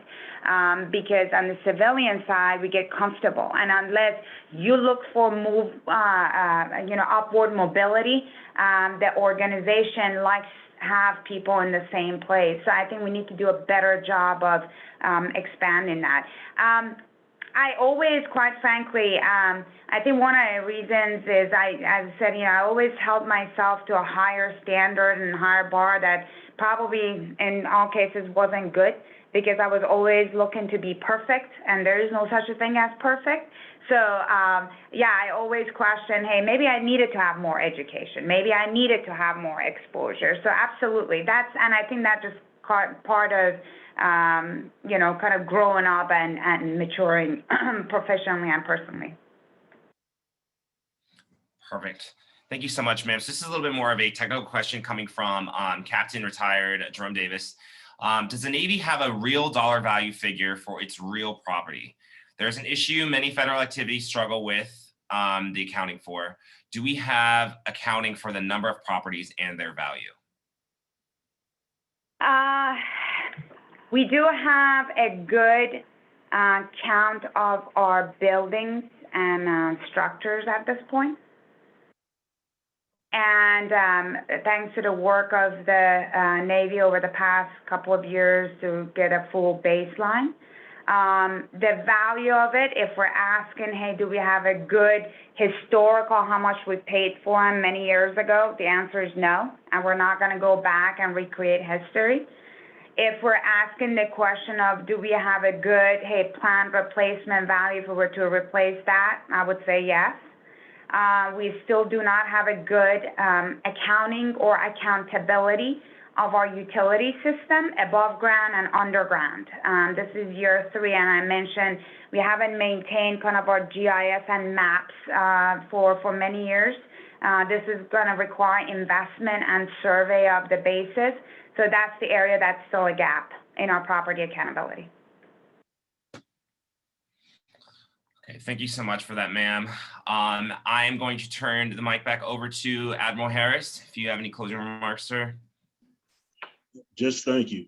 Again, this is a very important and sometimes confusing area. A lot of people haven't had the experience of being in the building, working inside of OpNav or SecNav or any of the staffs inside there. So they don't really understand the criticality of getting these things right.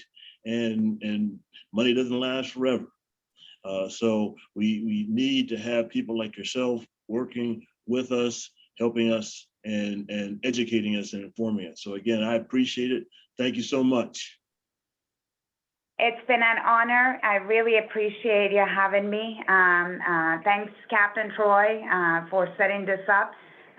Really appreciate getting the word out. This is more than just an audit. This is about a new way of doing business in the department. And we cannot do this on our own. So thanks for giving the visibility to this very important topic of really what I call it is fiscal discipline for the department. So thank you. Thank you, ma'am. Back over to you, Jared and Decretia.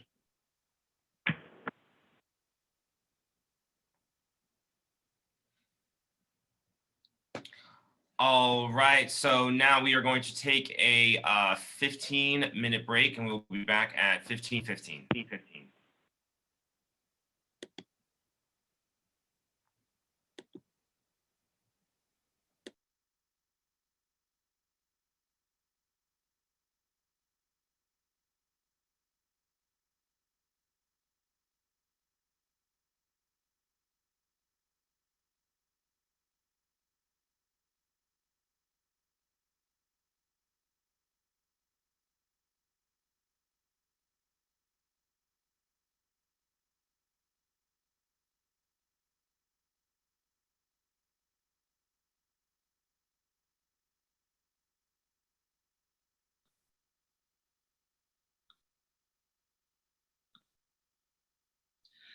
Good afternoon, everyone. I'm Lieutenant Colonel Kalila Thomas, and I'm here to announce a couple of things that are going to be going on throughout the week. So first of all, you may have noticed a couple of games earlier on. We're also doing giveaways, randomly choosing folks that are in the audience. And our first random giveaway winner is Lieutenant Perry Curtis. She is going to be the recipient of a book by Dr. Carl Barnes titled Resilient Sailing, 10 Lessons to Persevere in Life's Stormy Seas. So congratulations to Lieutenant Curtis on that. I'll be in touch with you so we can get your information to make sure you get that book. So that's kind of an enticement for folks to stick around and listen throughout the days, because again, you could be winning free stuff. And secondly, I'd also like to announce that NNOA is launching a logo redesign contest that's going to be going on over the next year. So that as we finish celebrating, 50 years of service to the sea services, we want to take a look at creating a new logo that can represent something for all of us for the next 50 years. So more information on that, but I want to put that plug in there now so that, again, you guys can start get your creative juices flowing, and again, look to redesign the logo for the National Naval Officers Association for the next 50 years. So with that, I'm going to turn it back over to your break, and thank you for listening.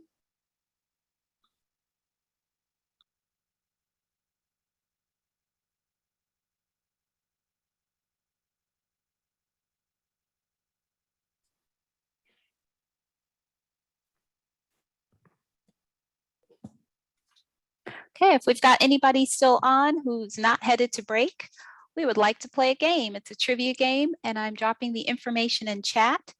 So whoever's still available, just put up your hand so I'll know you're there, or put up the clap hands symbol and I'll know you're on.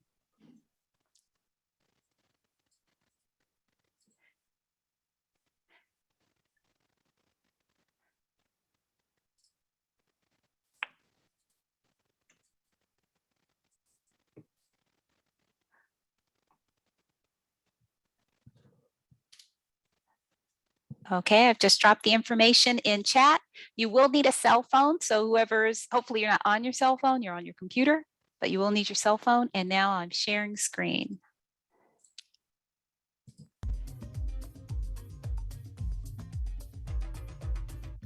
Okay, for all that can see it, on your phone, log into www.kahoot.it.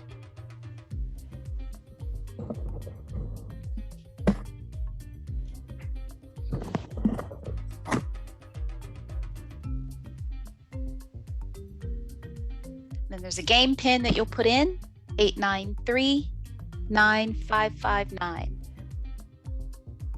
Once you log in, it'll start to show me right in the middle. Going too fast for the old people. And Marcellus is in. Woo! Sarah, Timmy. Okay, and there will be prizes after this, so this is a competition.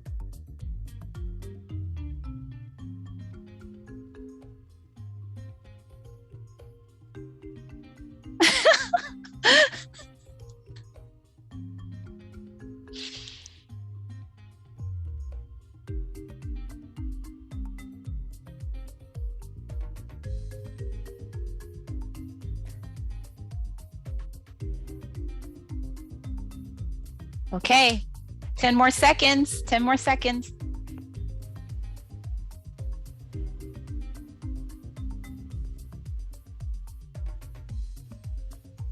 All right, we're ready to begin. Good luck.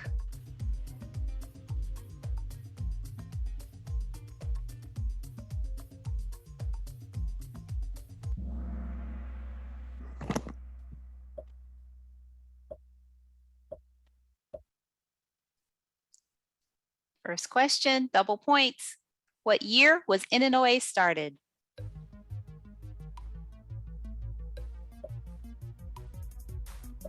Choose your answer on your phone. You should see the 4 colors. Ooh, the answers are coming in.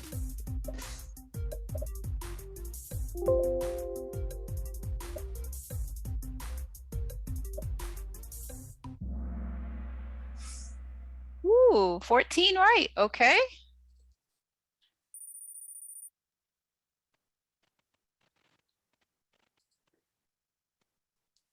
Okay, which doctor received an NNOA award at the 2010 symposium?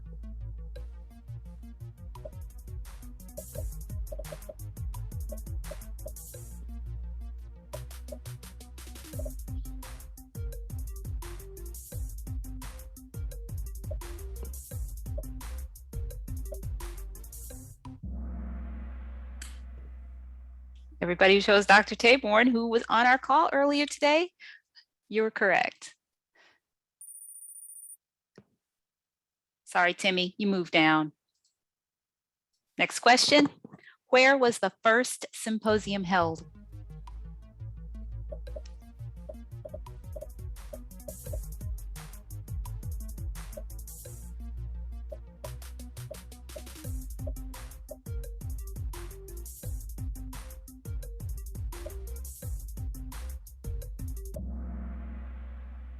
Pretty good, Annapolis, Maryland. We have some real Illinois people here. Let's see. DW is still in first place. Who was the first president of NNOA?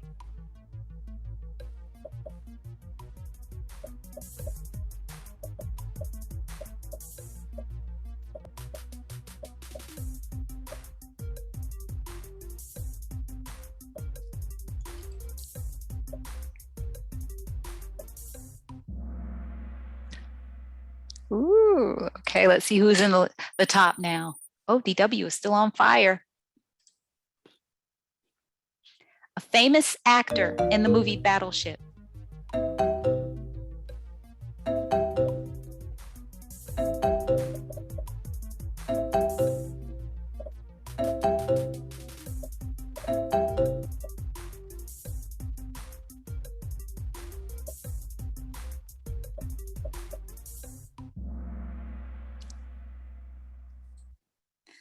Okay, nobody's seen Battleship? Come on. Double points. How many hands are in the NNOA logo?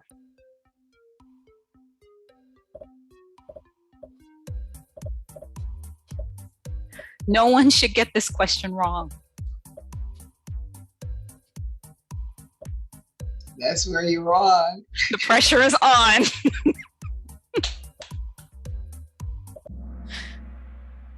Okay.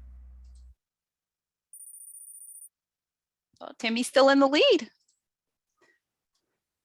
In the movie Megan Levy, where was Marine Corporal Levy deployed?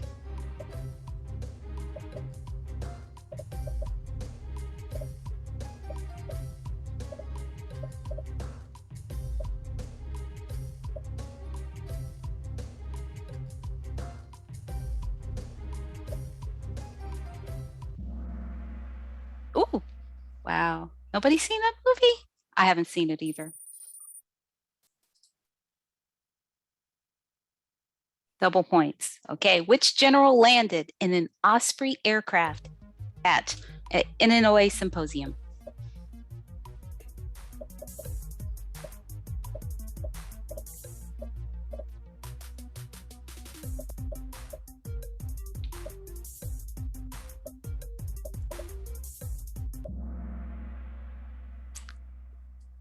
Got to come to more symposiums.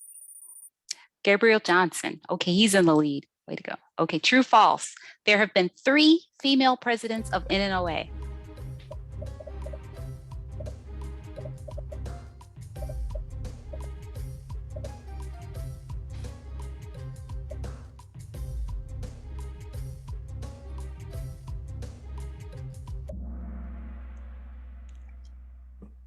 Who were the other 2?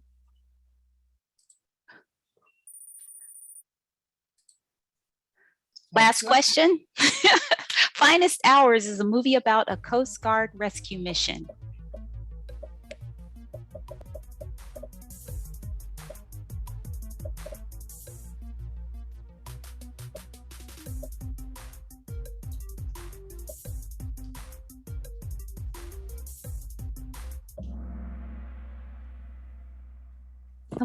Only a few missed this movie. This was a great movie. Okay, let's see what happens. Ashley Ann, great 3rd place winner. Karita, second place, and our first place winner is, drumroll, Gabriel Johnson.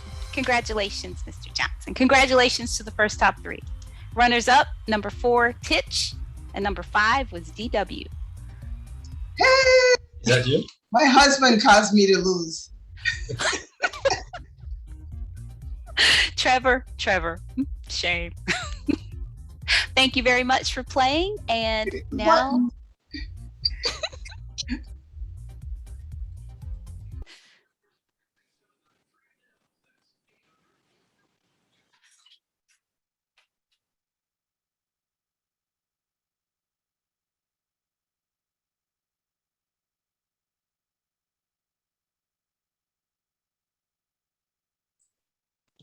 we just have a few more videos we'd like to share. So we'll go ahead and put those up for anybody who's still just sort of hanging around.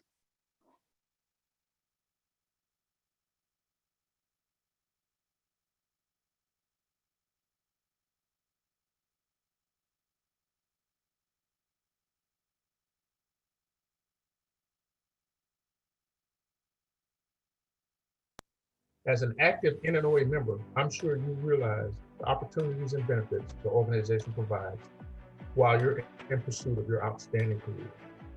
Our reserve shipmates also benefit as they read between their military and civilian career success. From providing transition assistance, lessons learned webinars, informational briefs, and just-in-time counseling to our active duty and veteran leaders, NNOA is still pressing forward. I spent 31 years in the Navy, and I can tell you, NNOA had a dramatic effect on my career. The mentors I met were just undescribable and absolutely essential to my success. I want to welcome you all here, and I want to also invite you to visit the Transition Assistance Team's website there on the NNOA website. Hello, NNOA family. My name is Ron Evans. As we get underway with celebrating the 49th annual NNOA Symposium, I would like to, along with my fellow veterans, thank NNOA for many, many years of providing education, fellowship, and pure fun. Keep it going. Hey, get away from my car. Oh, sorry. I didn't know that was your car. I went just like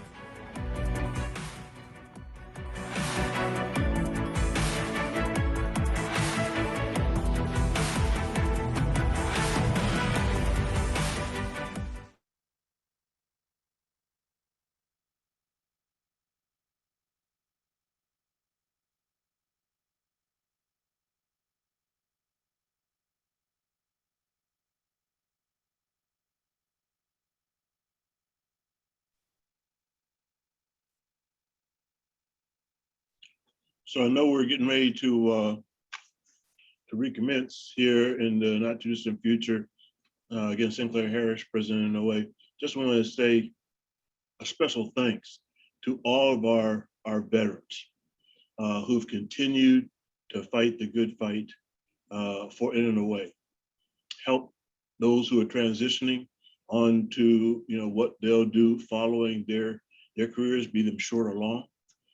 Continuing to work our scholarship initiatives, which directly support the recruiting efforts that we have across the country and quite frankly around the world, and continue being those mentors for those who are coming through the ranks. I mean, I tell you right now, I am unqualified to stand OOD watch anymore on the bridge, but leadership lessons still seem to be about the same, about people. And those are the ones that I get asked about all the time. I want to give a special shout out to Captain Tony Barnes, to Captain Ron Evans, and to Commander Ernie Taylor for their leadership in the Veterans Action Team and through the establishment of our transition forum. You all have been just fantastic, and I can't thank you enough. So I'm gonna go back into the back here. I see people still got their hands raised. The game's over for y'all got your hands raised, unless you're asking a question for me. But I think now we should be turning it over to the veterans team, right? And Jarrett's gone, so who takes it We're now? still on break, Admiral, until 3:30, 15:30. 3:30. Okay. So I see people with hands. If you have questions for me, if you do, I'll answer. I think it's a carryover from the game, sir. Ah, okay. Yeah, I didn't play the game because I didn't want to, I would have won, Okay. It was great. It was cahoots. History of NNOA and the likes. It was much fun.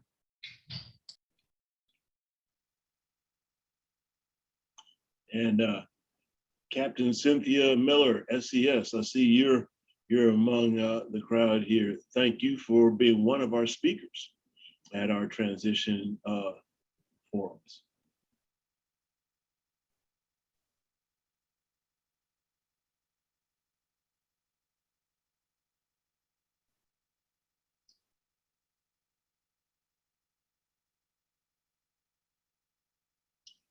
Ms. Tompkins, Karita, good to see you as well. You're looking just beautiful as always.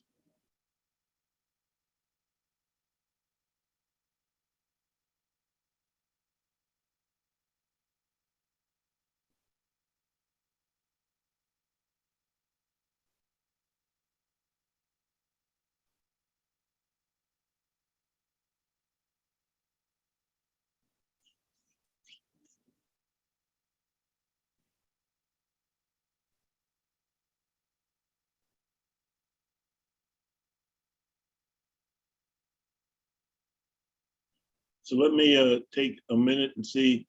So what do y'all think so far? This is our second time doing a virtual symposium. Like it, prefer it live? Anybody want to share anything?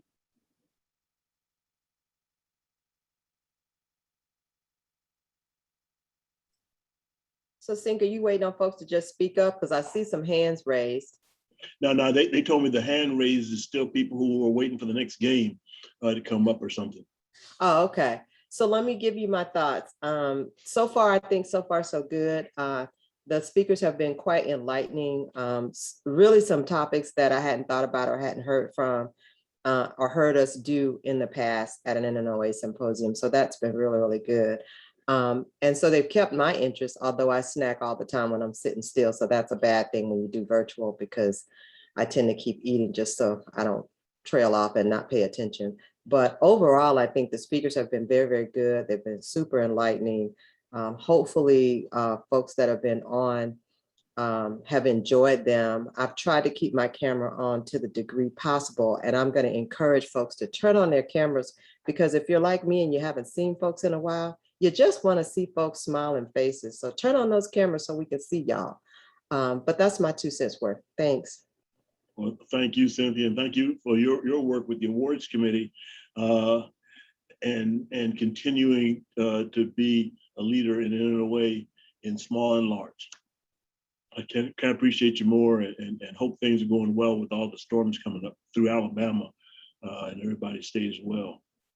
Yeah, we're doing good. It's the folks in Atlanta that's getting pummeled today with rain and stuff, but Alabama's faring pretty well right now. But thank you.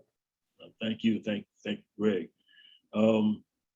So Jerome Davis, we've been going back and forth. You are the award winner for the most questions. Do you have anything for me now? I'm just to kind of fill the time between now and 15:30 when we commence with our final public session for the day. Hey, no, we're doing good, man. I like what you're doing. Like I said, I just sent you a note saying I thought you didn't want me to ask any more questions. No, I just try to make sure that there's room for the folks on active duty and reservists to get their question in. I know you got questions. I want to hear from the younger folks. You got it. We want them to get engaged and whatnot. What I was doing, Sync, was trying to drive questions when we had a dull moment, because you don't want to have the speakers not have someone ask questions and whatnot like that. So, so I was trying to pace my questions to cover a dull moment. Right? I appreciate it, and quite frankly, it's about the engagement. That's what's the best. That's been always the best part about NNOA, especially when live. And Chaplain Parms, you're right. I do prefer live because you have the chance to do so many sidebar conversations, and that's when, quite frankly, a lot of good mentoring and coaching comes to play in those sidebar conversations over the water cooler, between sessions or whatnot. And you miss that, quite frankly, in this virtual environment. But as we've seen, this is what you had to do to get through COVID. But God willing, Annapolis, 2022, we will have a tremendous show, and everybody and Sister Mary will come out to Annapolis for that live. And we've already gotten commitments from the CNO. I've talked to him personally. The Marines and Coast Guard have been absolutely, square in with us. So I can't imagine them not being here for that. And the other, Public Health Service and MARAD and NOAA as well. We're already getting engaged with them. Talked to the Naval Academy. They're going to be supporting. Talked to Sean Buck. And I actually talked to USNI.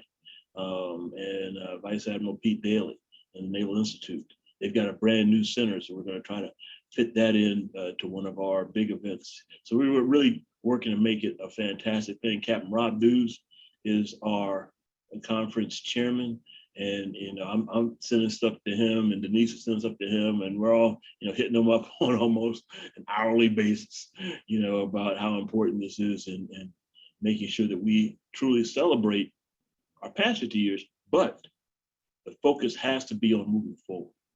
On where do we go from here? And what are the needs of our active and reserve officers who are still in the game? Because that's what NNOA is really about. Sink, I got a question for you. Yeah. All right. Hey, can you just give us a quick update on how the Sea, Air, and Space symposium went? All right. Because I didn't get any feedback from the Navy League folks on that. So I'm the national vice president for the Navy League, which my wife would tell you is why I'm stupid, because I don't know how to not volunteer for stuff. But we had the symposium was live. We had over 2,700 students show up for the STEM day alone. We had about 15,000 or more show up for the actual exposition over the course of a few days. We had so much interest in it that the Navy League had to actually stop taking applications and money because we were filling the place up over at the Gaylord. Had, I think, 177 speakers come from across the sea services. The display, the expo floor was filled to capacity, and there was a buzz going through there the entire time. Great interchange between the attendees and the different speakers. Plus, we had side venues for the SysComs. NAVSUP had a venue there where they were showing some of their new technology. NAVAIR, NAVSEA, NAVWAR, all were doing the same. So it was, in my view, a fantastic event, very well done by our current president, Dave Riley, and even more by the staff working under McPond Stevens. Went very well. Outstanding, and we'll be back next year, hopefully, with our boot. All right. Yes, sir. That's the game plan. It will be in April, I believe, is when we get back on. Back on track. Right. Yeah.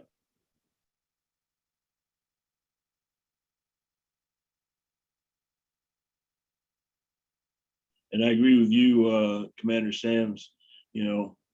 Nothing is better than live, but we try to make this the best we can.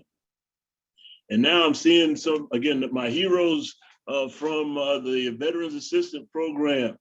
And unless I'm supposed to turn it over to somebody else, I guess it's my pleasure, my honor, my duty to introduce Captain Ron Evans, U.S. Navy retired, to speak up for this transition assistance team section.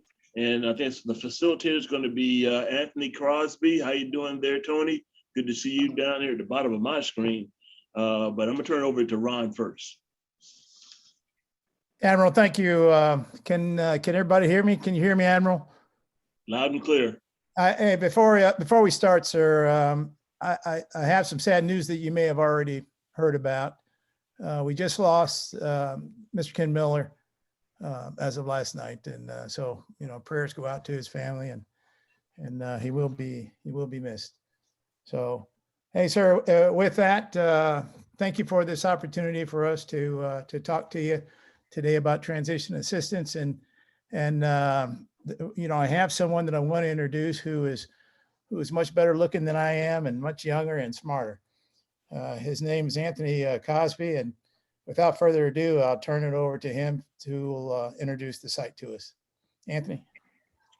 Thank you so much, sir. So, hello, everyone. On behalf of our NNOA National President, Sinclair Harris, and our National Veterans Committee Lead, Ernie Taylor, we welcome you to the up and running NNOA Veterans Transition Assistance website. Again, my name is Anthony Cosby, and we are very excited about introducing or reintroducing the website to the NNOA audience, in that it captures a number of transition-related tools, services, transition thoughts, links to other transition services, job listing, and most importantly, lessons learned from former naval service members who have lots to share, and places them under one umbrella. Our 21-member transition assistance team created this website because we all know that military service is difficult and very demanding at times. And we also know that returning to civilian life poses significant challenges for those who have served, regardless of the rank or years spent in uniform. Behind all good websites are great people.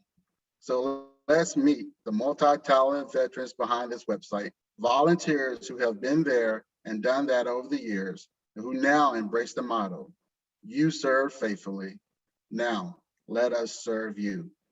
NNOA family, I present your Veteran Transitions Assistance Team, representing corporate, nonprofit, academia, entrepreneurship, and government service. At this time, I would like to turn it back over to Ron Evans. Ron, over to you. Anthony, thank you. Thank you very much, everyone. Good afternoon. So far, so good. I always enjoy our NNOA symposiums because it does a lot for us. It introduces us to education, things that we hadn't known before. It reintroduces us to each other. And I think for me, that's the best part. We're surrounded by people who truly care about this country, who provide their sacrifice for this country, and who care about each other. And I'm so thankful and happy that I'm here with you today.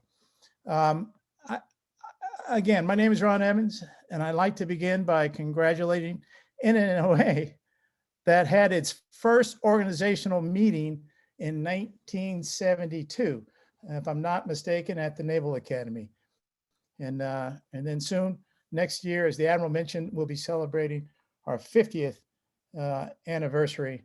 It's going to be crowded. I know I'll be there, and look forward to it. Also, I want to take a second to thank all the men and women who are in uniform. I want to thank you for your faithful service to this country. We're here to support you as you continue to grow, as you continue to improve in rank and responsibility. And there's nothing better that I can think of than to support our men and women in uniform. We want to keep you in uniform, but when it's time to come out, we, NNOA, also want to help you with your transition. And so we're standing by to do just that. I'm a retired Navy veteran. I've I've been in for 27 years, and I've had a variety of challenging jobs and responsibilities, and all rewarding. When it came time for my transition, all of my bosses told me that, Ron, when you get your resume out there, your phone's going to be ringing off the hook. Your biggest challenge will be deciding who to go with. Well, never had a reason to doubt my bosses, and I believe them. And in my mind, I thought the only thing I needed to do was go to the TAP course because it was required. But the TAP course wasn't going to teach me anything that I didn't already know. And oh, by the way, my bosses said my phone would be ringing off the hook, and my biggest challenge would be deciding who to go with. And so if those of you who are facing transition get that from your bosses, don't believe it. And the reason why I'm telling you that is because those bosses never transition themselves. So they really don't know. Now, when I got out, I'm that guy that made every mistake possible. From the resume, I paid someone $300 to write the perfect resume. And if I had to rank that resume that I received after paying that $300, I'd give it a C-. It was a terrible, terrible resume. And I ended up throwing it away, by the way. The other thing is that I had no idea what networking was about. I couldn't define it. In fact, I retired from the Joint Staff, J3. And if you ask me how to define network, and I'd say, come here, let me show you something. And I go over to where all the Army folks are, and I go to where all the Navy and the Air Force and the United States Marine Corps folks are, and the Coast Guard. And I say, this is my network. Well, most of that network of people probably couldn't help me with my transition. So when we ask about networks, when we talk about networks, we're not talking about people that you know. We talk about people that can help you transition successfully into your phase 2 career or job. So I learned 3 things, and those three things stay with me still today about transition. Number 1, you've got to be educated about the transition. It doesn't come naturally. There are 2 types of education. There's the formal education that you get from schoolhouses, like the TAP GPS course, or the absolutely outstanding MOA Executive Transition course. And then there are other courses out there as well, but these are schoolhouse courses that are fairly easy to get into. What's not easy is the informal education that you only get when you talk to people who've been there, done that, or you talk to people who want to share their networks with you, or when you talk to people who have lessons learned to share with you. That's a little harder to get for whatever reason, but you've got to be educated about the transition, formal and informal. Number 2, you've got to understand what the definition of networking is. I didn't do that, and I will share with you, and those of you who have been in phase 2 for a while would support me on this one. The job that makes you whistle when you put your shoes and socks on in the morning doesn't come via the resume necessarily. Where does it come from? It comes from the network. You see, people who control the network like to include people who they like, friends, in other words, and associates, or people that they can assimilate with, or people that they want to see do well. And so we hide those jobs within the networks. These are jobs that make you whistle when you put your shoes and socks on in the morning. And so networking is important. And then finally, number 3, and I failed miserably with this, is that you have to have an idea of how much you're worth. If you don't, you're going to be taken advantage of. First of all, we're going to put a big stamp on your forehead that reads ignorance, and then we're going to take full advantage of you. That's what we do in business. And some of you heard the old saying, hey, nothing personal, it's strictly business. Well, that's where that came from. So business knows what they're receiving from NNOA or what they're receiving from the Naval Service. We just sometimes don't know what we're giving. So we're probably worth more than you think we're worth. And so it helps you to do some research, it helps you to talk to people, to learn a little bit more about how much you're worth. So I've been out for a while now, and the joy that I get with this transition assistance website is working with superstars like Anthony Cosby and some of the other folks that you're going to meet here shortly. I would encourage those who are facing transition to come check us out. We're on the NNOA website. Any and everything that we can do for you, we're going to do. There have been some success stories already from people who've transitioned from phase 1 into phase 2. And yep, those people are whistling as they put their shoes and socks on in the morning. We want you to do the same thing too. And our motto is, you served faithfully, now let us serve you. Back to you, Anthony. Thank you, everybody. Thanks so much, Ron, for those wonderful nuggets. We really appreciate that. So now, everyone, we're going to hear from other members from the transition assistance team. So first up, we're going to have Hewlin Davis. Hewlin, over to you. Yes, good afternoon. My name is Hewlin Davis, Jr. I transitioned from the Navy at the rank of commander and as a member of the Civil Engineer Corps, and having served 22 years on active duty, and that was about 19 years ago. So I volunteered to be a member of the transition assistance team because of my desire to help other veterans, especially with their VA claims. I still remember the experience as though it was yesterday. As I was pursuing a job in the defense industry, my biggest lessons learned, and there are two of them, was that transition effort was that I needed to use my support network, and that I need to focus on a specific area of expertise. I'm going to expound first on the support network. Now, I know I'm dating myself, but I created my own version of a Rolodex when I was in active duty with business cards collections. And I found that to be invaluable. My support network included my family, peers, my old bosses, and I also had what I call my out of Navy network. My out of Navy network included alumni, classmates, church friends, and other friends in the community, and also from my hobbies. With regard to the second lesson learned of focusing on a specific issue, I felt blessed that of my Navy expertise, I have been given, expertise in project program management, construction management, contract administration, and public works management.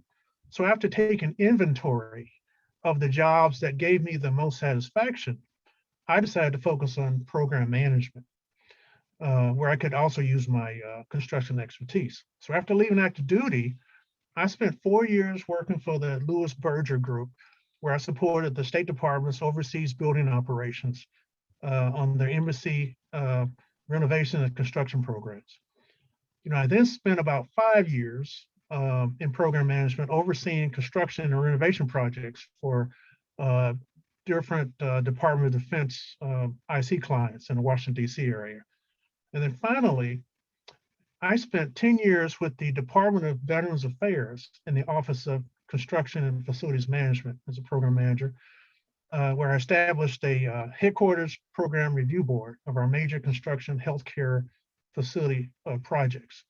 These reviews also included our cemetery projects, as well as our land purchases and major leases. I retired from the federal government in December of 2019. Now, I want to congratulate those of you who can see your transition on the horizon, and we look forward to sharing our transition experiences with you with the intent that it will make you successful. Thank you. Thank you so much for that, Hewlin. We really appreciate you sharing your expertise. Next up, we're going to have Mr. Tremaine Williams. Tremaine, over to you. Hello, good afternoon. My name is Tremaine Williams, and well, I've transitioned out of the military, and I know Ron stated about whistling with the shoes on, but I've been teleworking, so I don't have shoes on in the house, but I certainly do enjoy my job. So a little bit about me. I sit as your membership chair for NNOA. I received my commission in 2013 from Southern University and A&M College in Baton Rouge, Louisiana. I've had the pleasure of having a universal background, which started in the surface warfare community to support a Navy recruiting command, being an officer recruiter for the NUPOC program, to being a transition assistant for MPC, and then transition to the civilian sector as a senior recruiter and a military transition consultant for my company. I spent about 2 years as a senior recruiter, and I just recently received a promotion and transitioned to being a senior business system analyst supporting NAVC with the ship control system and bridging. I've spent about 6 years in HR in and out of the Navy with recruiting, development, and personnel management, and I've enjoyed every moment of it. I've had the privilege to be part of such a phenomenal team here with a lot of years and experience and wisdom. I want you to understand that transition is a process, and one of the vital components I believe to be successful is knowing yourself and understanding your strengths and your weaknesses. I want to give guidance on best practices on how to make yourself marketable to recruiters and hiring managers, to include how to navigate through the applicant tracking system to land that new job and start your new chapter of your life. Other than that, I want to wish you congratulations on your transition. We are here to support you, and back to you, sir. Thank you so much, Tremaine, for that information. And for the folks listening in, if you key in on individual that you want to reach out to after the symposium, that's what we're here for. So really appreciate all the information thus far. Next, we have Ms. Pat Williams. Pat, over to you. Thank you, Anthony. Hi, everyone. I'm Pat Williams, and I transitioned from the Navy almost 2 years ago. I remember the experience as though it was yesterday. It was very surreal. It is very surreal. Before joining a nonprofit association, I spent 35 years on active duty in the Navy, first as an enlisted sailor, and I spent 5 years as a yeoman doing administrative type work, as most of you know. And then after officer candidate school, I served as a human resources officer in military manpower requirements, personnel, financial management, audit, also diversity and inclusion work, both stateside and overseas, in Diego Garcia specifically. And throughout my naval career, I was fortunate to serve in multiple high visibility leadership positions. And along the way, also had the opportunity to earn professional certification as a professional in human resources. Also, I earned a certificate of master in diversity and inclusion. And these were to just complement my terminal degree. As I prepared to make the transition from military service, thinking that I'm all set, I've got everything squared away, and begin the job search, my biggest lessons learned from that transition were, one, to do my research and to keep all of my options open. And reflecting back, working at now a veteran-focused nonprofit was nowhere on my list. So you never know where you're going to end up for certain.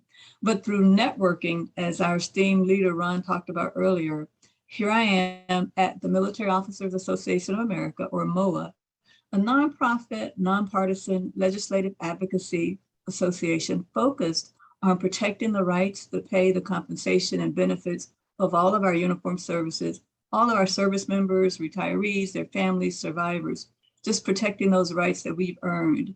I serve as MOA's program director for engagement and career transition services, working closely with installations, transition assistance programs across the country, providing information about transitioning and also about the current world of work as we get to work with a lot of employers in our different career fairs that we hold.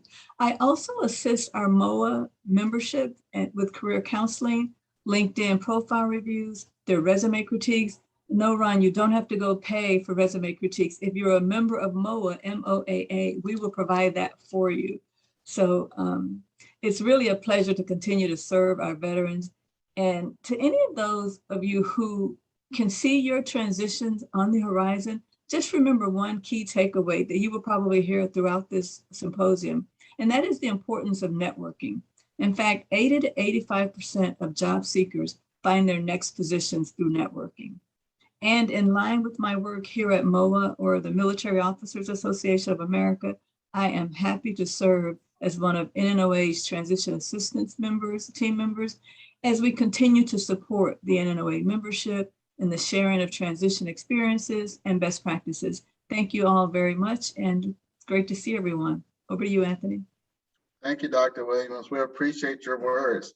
So next up, we have Ms. Denise Williams. Denise, over to you. Good afternoon, everyone. And I know you just keep hearing Williams, Williams, and Williams, and no, we are not a law team. But I am a very proud retiree of the Marine Corps, 30 years. I'm equally proud to be an NNOA member and a member of this transition assistance team. I'm going to kind of throw something out there, Ron. I had absolutely no plan to get a resume together or look for a job when I retired. Was not on the horizon. But I joined this team because I felt the need to share some of my lessons learned. And as you can imagine, with 30 years as female Marine, I had a lot of lessons learned. In my career, I did a plethora of things, from the drill field to actually being a program manager, doing acquisitions. I taught at the Naval Academy, and I believe some of my previous midshipmen they outrank me now, and they're on this call, and that's fine too. I'm here, man. I'm here. Thank you, sir. And I also ended my career being a staff officer at Headquarters Marine Corps with equal opportunity. But when I retired, my goal was to come home and support my family, specifically my husband and my aging parents. That lasted for a while. And I realized that my main focus now is on military legislation, development of diversity and equity and inclusiveness issues, and veterans benefits. And so for the last 10, 11 years, I've devoted myself to those issues. And that includes sitting on a council, if you will, in the state of Virginia, where we advise the governor on different legislative issues.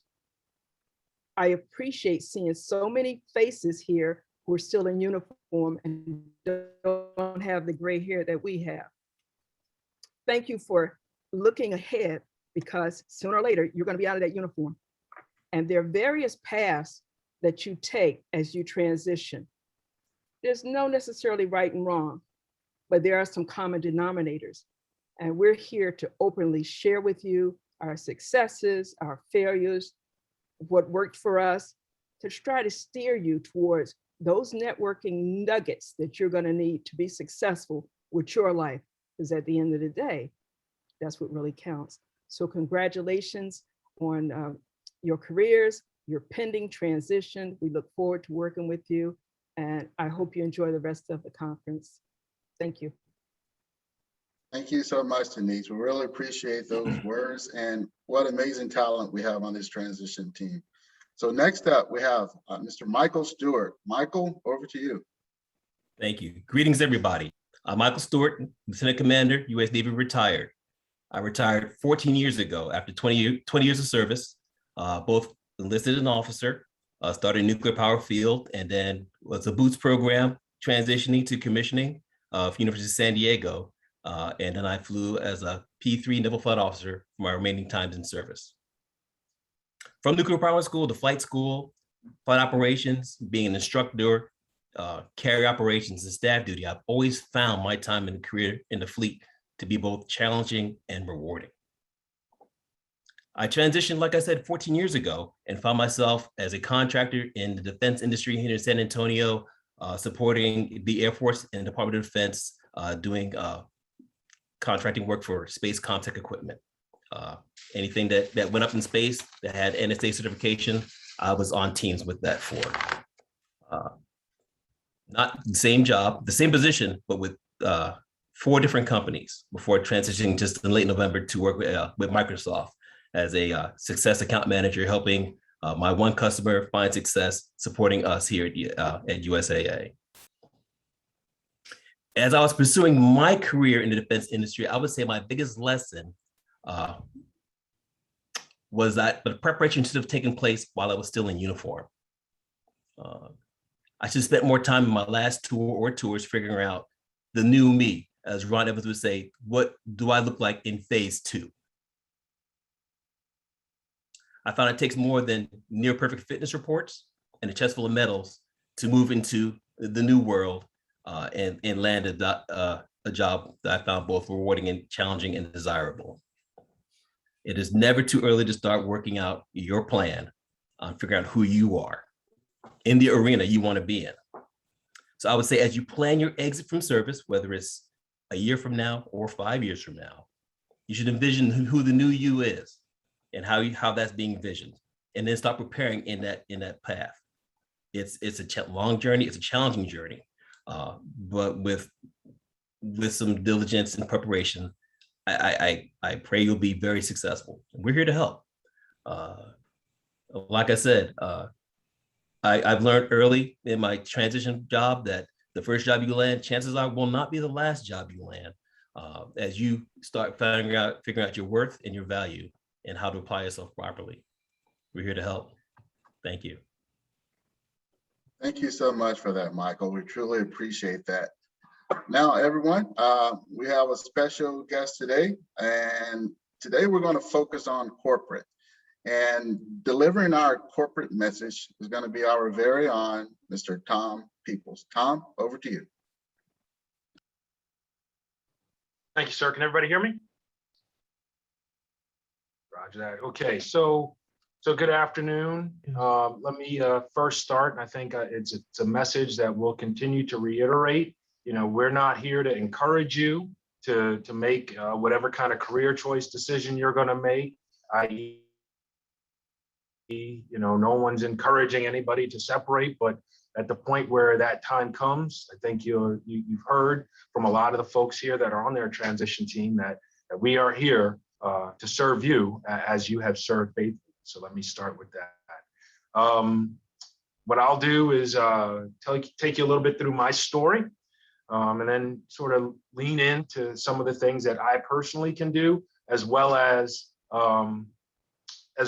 what the team can do, right? And I'll again, lay appropriate level of expectation. I've spent my civilian time entirely in the corporate world. I can't even spell GS, so if you're trying to go into some of the government service or things like that, I'm not the right guy, but I can certainly share with you some of my own personal experiences, as well as some of the things that I think would be applicable everywhere.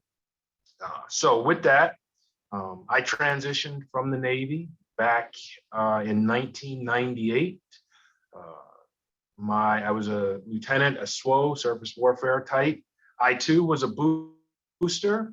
So actually my Navy story, my journey started back in 1988, Bravo Company back in San Diego. So graduated from Boost in '89 and then went to Rochester Institute of Technology, where I got a degree in mechanical engineering. Got commissioned in '94, did SWA stock in Newport, and then went to my first ship, the USS Fletcher, out of Pearl Harbor. Spent 2 years aboard the Fletcher as a gunno, and then transitioned went back to Newport to engineering school, and then went to the USS Hewitt, DD 966, out of Yokosuka.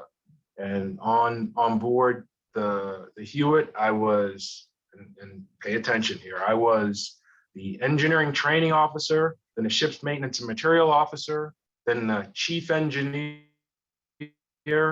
and then the MPA, in that order. And one could argue that is not the normal order, and there were a lot of not normal things going on. But made the decision to transition at the end of '98. Well, I actually dropped the letter in '98, and then went through what I would consider a process with the headhunters at the time. This is all pre-internet, so went through and was using the traditional resume, getting shopped out by the headhunters. I used Orion, and I would say part of my motivation for being a part of this team was I can say without a shadow of a doubt, I didn't get a lot of good gouge when I was trying to make my decisions on what I was trying to do. And I would say back then, not only was I not getting a lot of good gouge, I was getting no gouge from somebody that looked like me. And so when I think about folks that are making this decision, that is a very big decision. It is the next step in your life. My goal is to be there to maybe answer some questions from my perspective, from somebody who's been in the corporate world for the last 22 years, engaged in really employing folks. So that's really a big part of my motivation. So I'll continue the story. So I got out of the Navy and came to work for Goodyear, the Goodyear Tire and Rubber Company. I've been with the Goodyear Tire and Rubber Company now for a little over 22 years.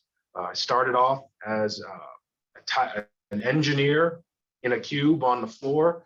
It was a huge transition for me going from basically chief engineer to guy in a cube. And we can talk through some of that if folks want to explore that. In charge of a lot of people and making very important decisions to being a guy or gal, a person who's sort of just part of the supporting cast, but made that transition. And I've had a lot of different experiences and opportunities here at Goodyear. Right now, I am the senior manager of lean operations for the Americas, which is a lot of words in the title, but I effectively have responsibility for the health of our tire development process. So through the course of my 22 years, I've worked, we're in Akron, Ohio. That's where our headquarters is. I've worked in Ohio, I've worked in Texas, I've worked in Virginia, came back to Akron, went to Brazil for a couple of years and have been back in Akron since 2017. When one of the questions that I had to really answer for myself in my second Divo tour was, did I want to go to shore duty, then at that time go back the department head and then come back out for the department head rides. And my experience was not one that I was real encouraged to do that. Now part of that, coming out of Hawaii and Yokosuka, I'll say, and I'm going to kind of shift a little bit, had I had the opportunity to interact with folks that look like the folks that I see on the screen here, my trajectory probably would have been a little bit different. In fact, part of why I am so enthusiastic about coming to the Zoom meetings is I see people that look like me that have done some fantastic and phenomenal things, in the service of our country. A side story, I didn't even know about the NNOA until last year. There was a guy who's on this call right now who pulled me aside and started asking me some questions. And I didn't know who this tall, big guy was, but he seemed like a pretty interesting person, handed me this NNOA card, but then showed me this other card that said Admiral on it. And yes, sir, Admiral Sinclair, I had never talked to a Black Admiral before. I knew they existed, but I honestly don't think I had ever seen them, right? So that really, don't worry, when I reflect on we put our pants on, sir, one leg at a time, just fast. Yes, sir. So really that kind of got me hooked into the NNOA, and I'm excited every meeting to see folks that are really out there taking the fight and have promoted and are in these positions. So that's a little bit about my history. That's a little bit how I got connected to the NNOA. And then once I got involved with the NNOA, I don't even know who invited me to the transition assistance team meeting, but certainly it seems to be the place that I have found a new home and really enjoy contributing and participating in really what our mission is. And our mission, when I think about it, is folks that are making this decision to transition, how do we reduce some of the stress that they have and set them up to be successful in what's next? And really that's what I'm here to do, and give my insight on some of the things that I've observed and the things that I'm observing now. And again, from a perspective of somebody that when you transition out, there are things that you are dealing with by being who you are in the service. That doesn't stop when you get into the civilian world. And understanding how to navigate in the corporate environment has its own nuances. And again, there are folks on the team like myself that are going to be very, very interested in setting you up to be successful. In the last 22 years here at Goodyear, I mean, I've been an engineer. I started off as an engineer in a cube, but quickly transitioned into our leadership path. So I've been leading people here at Goodyear probably for the last 18 years.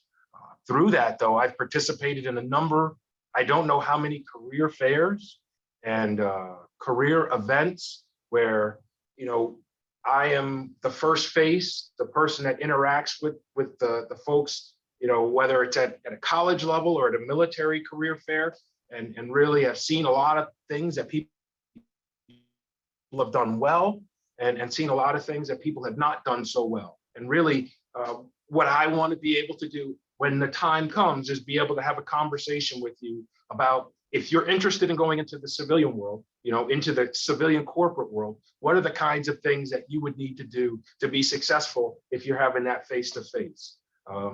I don't know how many resumes I've reviewed. It's in the thousands, whether we're talking about co-ops and interns, to people fresh out of college, to people mid-career, late career, third career, whatever. There are different messages that piece of paper can tell, and there are things that you can do. And I know, Tremaine, who's actively in the HR space, there are things that we can do to help you sort of get around the box that screen you off the top. An incredible part of the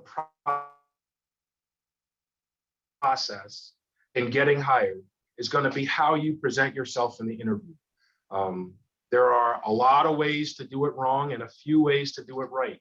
And based on who you are and what you have done, it doesn't matter if you're an ensign or an admiral, you have done some things that people in the rest of the world will marvel at, and they won't understand. And we can help you translate those stories that you have in leadership, in what you've had responsibility for, how you've managed.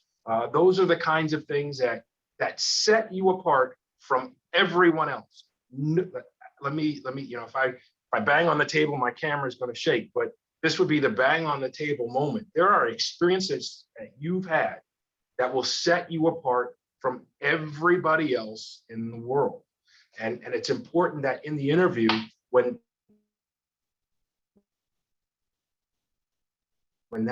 you're having, you know how to capitalize on those experiences in a way that a company will say, goodness, I don't know how we've lived without this person. So those are definitely some of the things that I myself and really others on the team are ready to talk about. I'm going to spend a little bit of time on really three last things, though. The importance of your network, the importance of what kind of options you open yourself up for, and then really the overall career path. As far as your network is concerned, as Dr. Williams said, the network is probably the most important part of your overall transition. And where you are in your career will dictate different kinds of networks. With all due respect, if you are an admiral or a senior officer, you are going to have a different, more mature network in the world, really, than, let's say, somebody who's coming out after their second Divo tour. Just by the interactions that you've had in the work in the military, with other services, with often big civilian contracting organizations, those connectivities exist.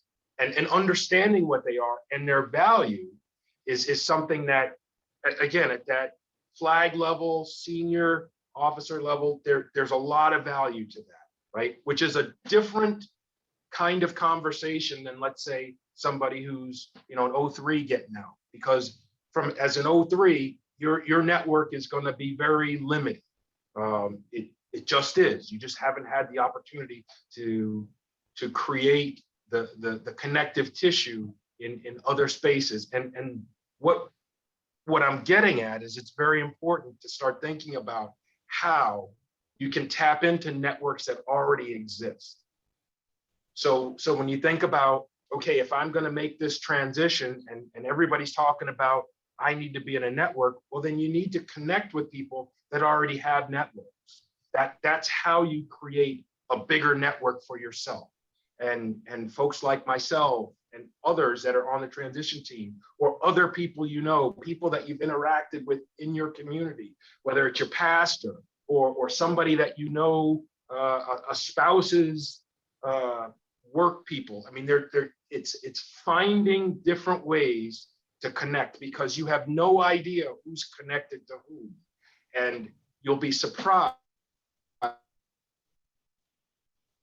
you know, with tools like LinkedIn and things like that, where you start creating this network, how quickly the world becomes flat, right? It gets flatter and flatter, and then you can start focusing in, okay, and something I will get to, sort of figuring out what you want to be when you grow up, and I don't mean that in a pejorative or demeaning kind of way, but when you figure out what's next, you know, then you could start looking at, okay, where do I need to focus my efforts in networking? And it's very deliberate, and it takes intention, and it's not necessarily easy, but it is incredibly valuable, and it pays off, because it may not necessarily be this next job, but it could be the job after that. And one of the things that I also look at is, you know, as I'm creating this network, how am I helping and helping to bring others along, right? Not just if there's anything for myself, but how is this network I'm creating going to help others and others that look like me? One of the things that I also want to do, and I didn't state it up front, is there are a lot of people on this call, and I'm not really monitoring the chat, but if somebody has something that they want to ask, by all means, I can take a break and get a sip of water and answer a question. Hey, so Tom, thank you so much. Really great set of comments. Here's my question.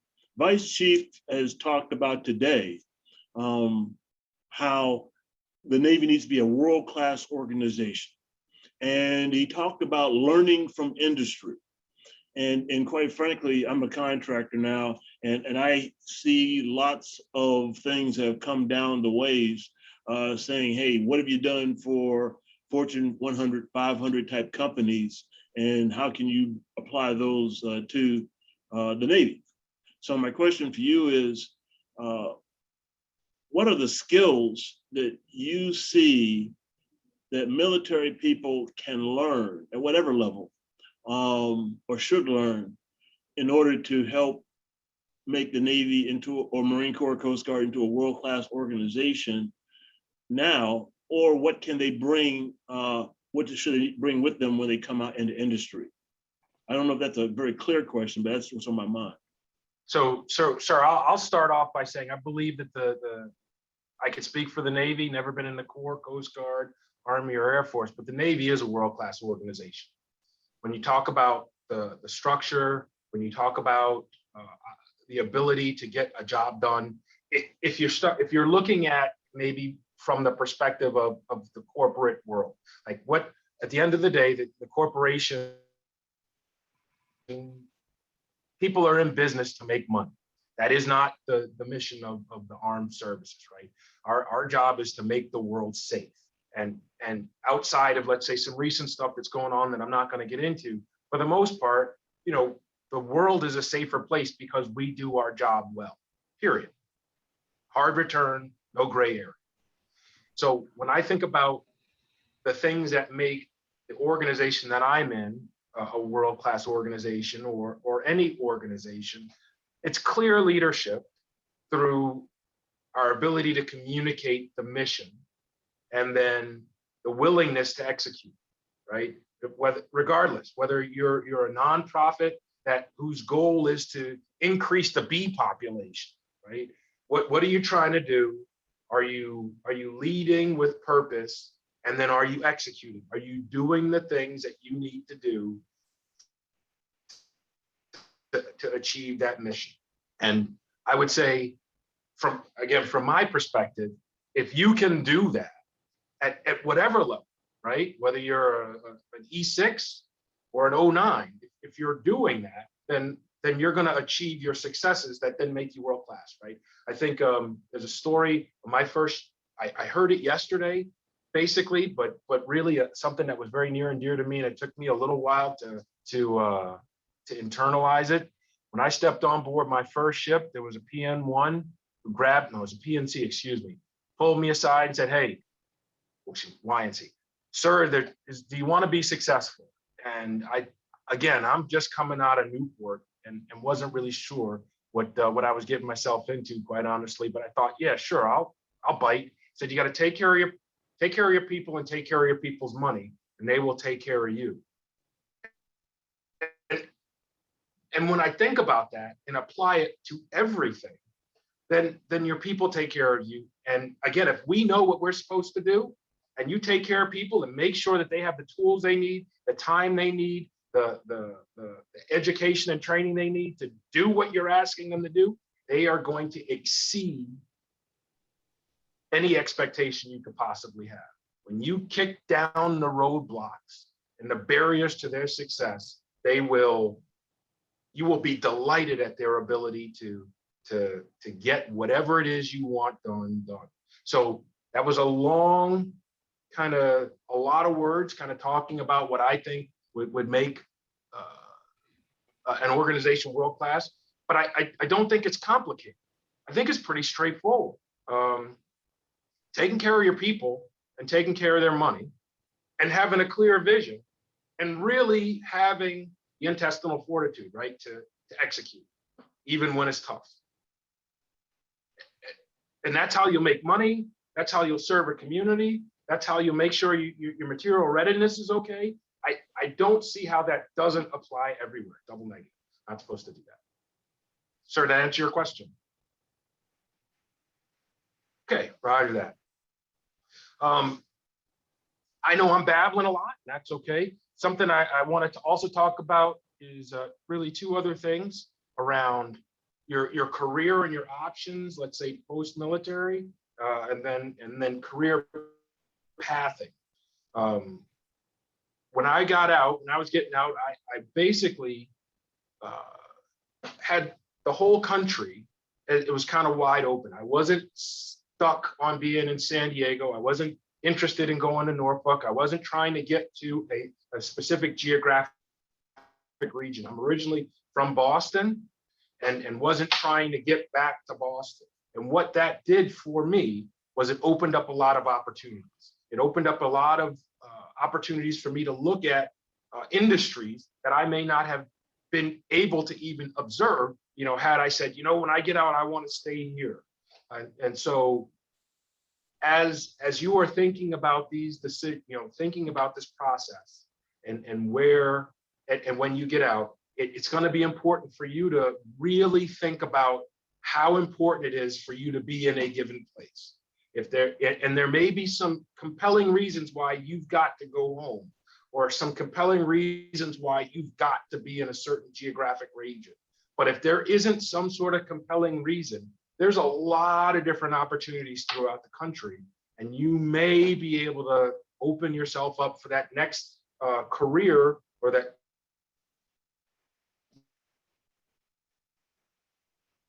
the start of the next. Akron is basically south of Cleveland. I grew up making fun of Cleveland my whole life.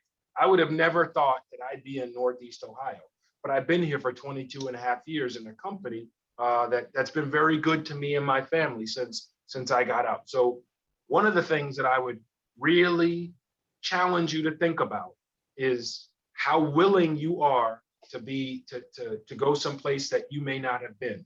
I'll tell you, Middle America, there's a lot of opportunities to work. I think I have a physical hand raised. B. Henderson?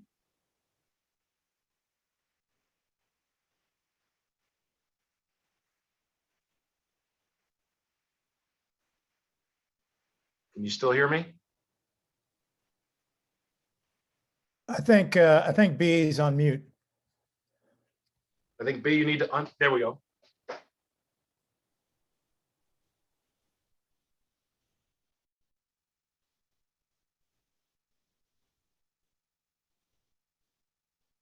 It's not raised, so I'm not sure why you're. There you go, we can hear you. So, but I didn't have a question, so I'm not sure why my hand is showing as raised. I thought you were raising your hand physically. Oh, so sorry. Okay, all right. My apologies. Yeah, so part of what I would recommend really people think hard about is, do you have any geographic restrictions? And if you do, why?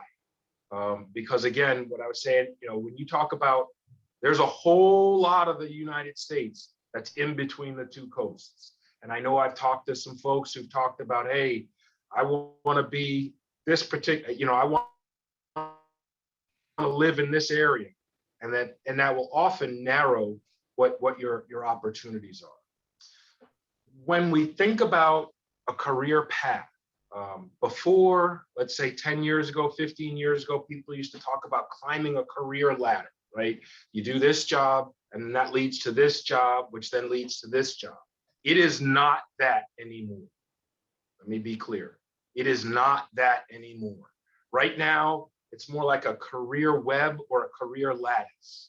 And what I mean is, think of a spider web and you trying to get to the middle, right? So you might start out here on this job, in this path, in this role, but something over here opens up that gets you closer to where you want to be. Could be something completely different. My discipline is mechanical engineering, but I spent 2 years in marketing because I needed to get some business insight ability. I needed to understand how the business worked. So I did a lateral move over to a business role. So I guess what I'd like to impart on folks is you have to start to sort of figure out, what do you want to be when you grow up? What does that look like? What does that job look like 5, 10, 15 years from now? However much more runway you've got when you're going to be working for somebody else. And again, speaking from the corporate perspective, what does that end job look like? And then there's this where you are right now. And then there are folks like myself and others who can help mentor you, say, okay, if you want to be this job in 15 years, in general, there are going to be some specific kinds of things you're going to need to do in any given company. Establishing your credibility, demonstrating your ability to lead, demonstrating your ability to handle difficult situations, demonstrating your ability to maybe do some turnaround in a department or a group. That are all these kinds of experiences around the spider web that then lead you to, if you want to be a director of whatever in that particular organization or in a civilian organization, specifically a corporate organization, which again, I would believe is different than, let's say, some of the GS type, let's say, standard sort of steps you would make.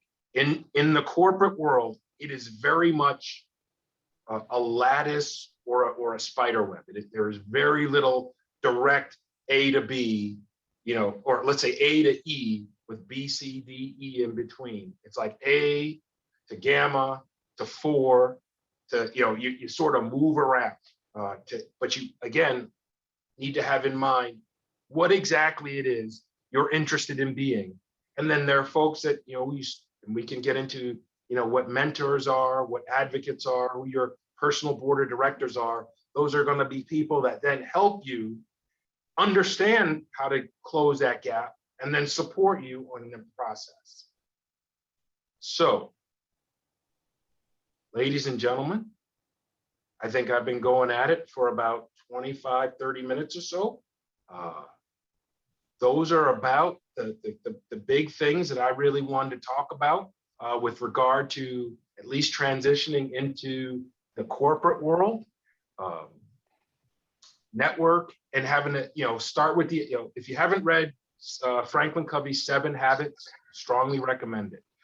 7 Habits by Franklin Covey says start with the end in mind. So as you're going through this transition process, what's your end game, right? You need your North Star. You need the compass rose aligned at something. Otherwise, you're just going to you have the opportunity you could end up kind of wandering around. But having your end game in mind will help not only yourself, but will help the people around you support your path, right? Support you to get to where you're trying to be. But if you don't have that in mind, then it's going to be very difficult for people to help you. And part of what we can do is help you form that end game based on what you know, what you like, what you're good at. There are a whole lot of, we could talk about the book Strength Finder that helps you define what it is you're good at and what it is you like, and then how you then translate that into something that can eventually pay you.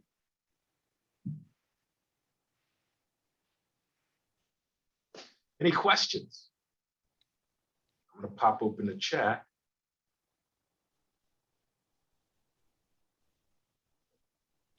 Tom, I don't have a question for you, but I do have a comment. First of all, I'm waiting for the choir to start singing and the collection plate to start being passed around. Thank you for the service. Everything you say, when you say it, is spot on, Tom. We're so thankful that you're part of the team. Hey, Tom, I have a quick question for you, a quick comment. Well, hold on a second. Hold on. Okay. I just want to say this regarding the Admiral's question about the difference between industry and the military service. The one thing that I learned in 12 years of Raytheon service is that the definition of leadership is a little different. The definition of leadership in industry, at least at Raytheon, involves quite a bit or is weighted quite heavily on money and revenue. Whereas in the military, we put a lot of focus and emphasis on people when we talk about leadership. That was the biggest difference that I noticed. Never got used to it in 12 years, but just wanted to add that. Sorry, Tony B. No worries. Thank you so much. Tom, I know you've also mentioned before at one of our meetings that you have connections with 5 other Fortune 100 companies that exist in your area there in Northwest Ohio. So Northeast Ohio. Yeah. I think it's important that people understand that mentorship through you or support through you is not just the entities that you control, but also your entire network is also included. It's a 5-for-1 kind of deal, right?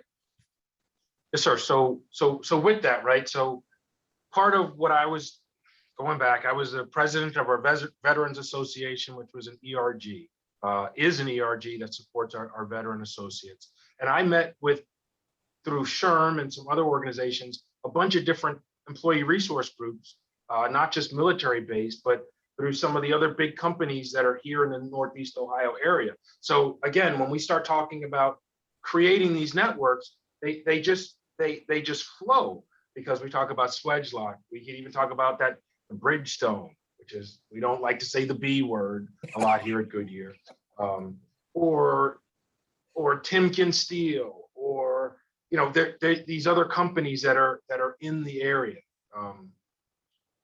One thing that if I don't, there's something that came to my mind, and it was Admiral Sinclair's question prompted this thought. It's a little bit different and a little bit different than the speech I had prepared. One of the challenges that I will share with you that I have found in mentoring other people as an Air Force young sergeant I'm mentoring right now. One of the challenges that a lot of the civilian corporate folks have with us is our ability to make a decision. I say there's a third-class petty officer on a cruiser right now making more valuable decisions in a given day than some managers and senior managers in a given month. So one of the things that we as leaders wearing bars or whatever, walk into a civilian organization that isn't used to officers, specifically naval officers, there's going to be a chance that they're going to feel threatened. They're going to be threatened. They're going to feel threatened by your ability to be decisive. They'll be threatened by your ability to communicate your intention. And they might even feel a little bit threatened by your ability to execute. Because what I have found, not just here, often decisions are made by committee. And that was a shift for me, as opposed to this is what needs to happen, go do. This, it's almost like an episode of, a sitcom where it's like, well, we need to sort of step back and get together and figure out if we need to make a decision. No.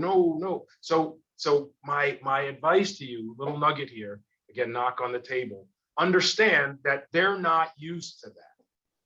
And your presence and your bearing, no matter who you are, you need to, I guess, understand that it can be intimidating. You could be 5'2" and all of 95 pounds, but if you give somebody the knife hand, that's going to impact them. So that's just something that maybe think about as you're transitioning. You're used to making decisions, and in the corporate world, decisions get made. It's just slower and more by committee. And I've seen people get pretty frustrated with that. It's not you, it's them.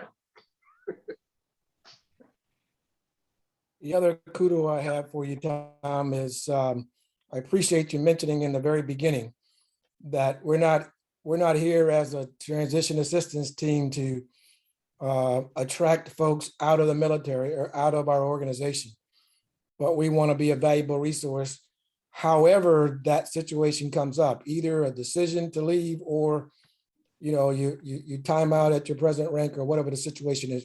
That's important. I know that the leadership would be sensitive to that if we were trying to hijack the talent out of the military, but you made that very clear in the beginning, and I appreciate that. And one of the things that I will say, as somebody that's very active in trying to attract talent,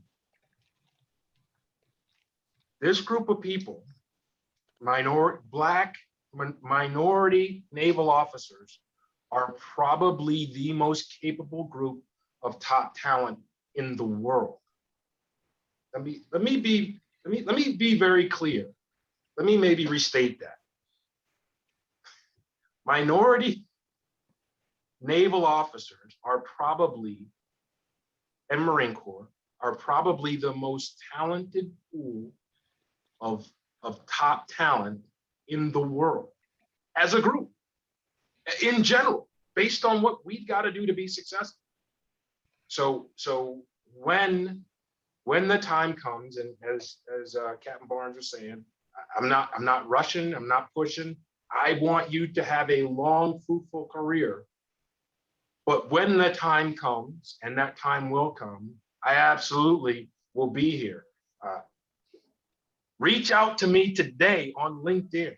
Get into my network.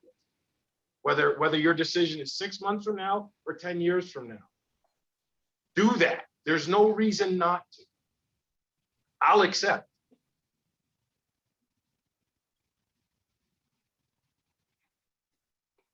I'm done preaching. Certainly happy to answer any more questions.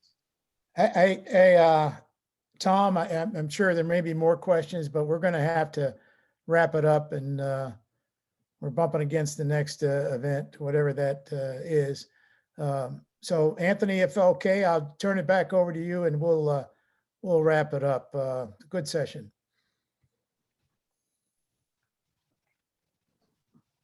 Anthony Cosby, are you up? Well, Anthony, are you, can you hear? Ron, this is Captain Francis. I think we can go ahead and announce his break right now. Okay. All right, sounds good. So on behalf of the transition assistance team, folks, thank you so much for your attention. We're standing by to help you in any way we can going forward. And we very much look forward to doing just that. Tom, thank you very much for all the folks who spoke today. Thank you as well. Okay, take care, everyone. See you next time. Everyone will take a 5-minute break and resume to close out the program shortly after.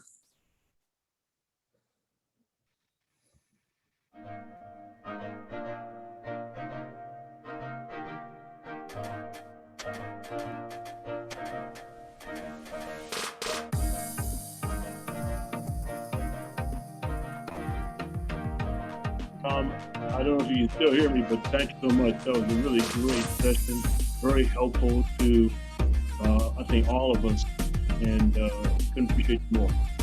Yes, sir. Hear you, Lima Charlie, and my pleasure. You know, they're not, at least you don't see folks like us helping us, and I'm all in.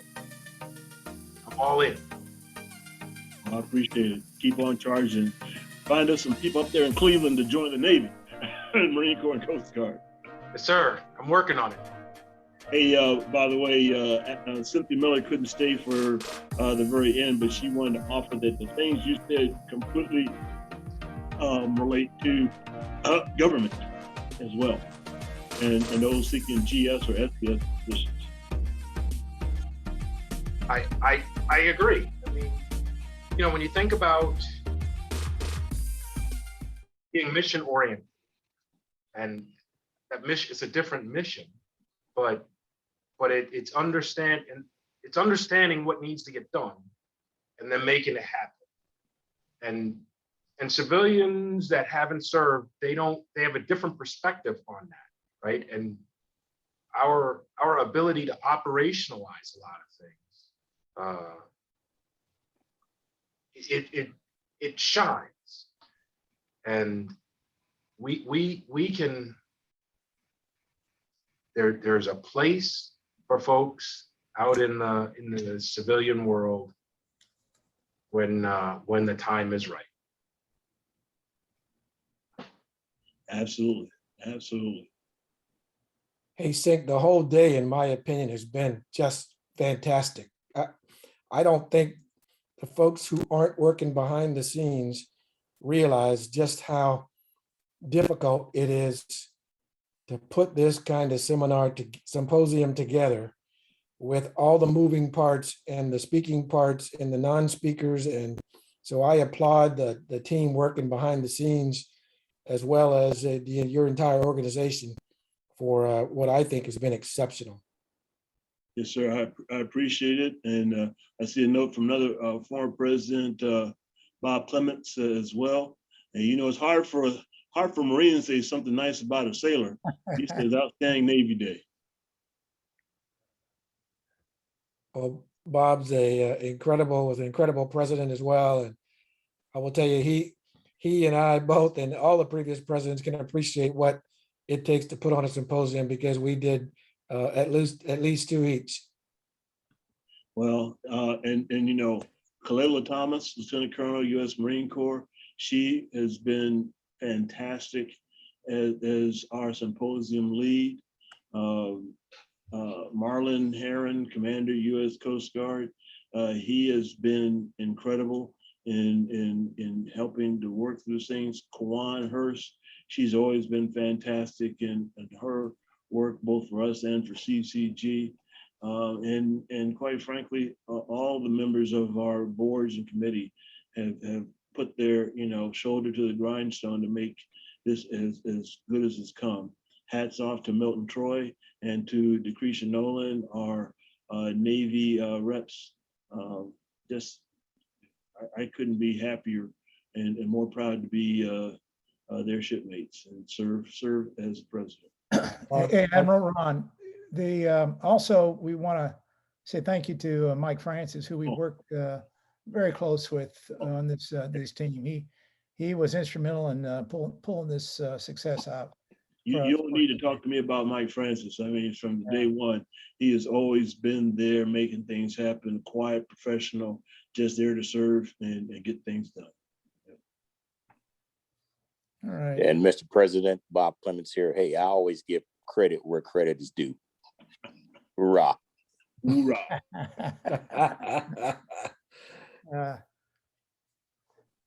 Hey, real quickly for Tom, well, I tell you, every time you open your mouth, you do wonderful, fantastic things. And I just wanted to remind you that we do have a hot wash tonight at 7 o'clock East Coast time.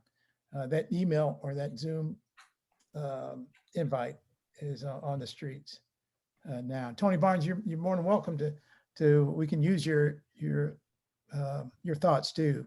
Absolutely, I'll be there at 7. No question. All right, and Denise, great job as always today. Hulin, Michael Stewart.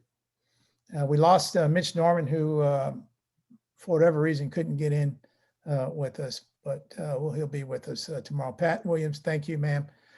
You too are outstanding consistently. B. Henderson, good to see you.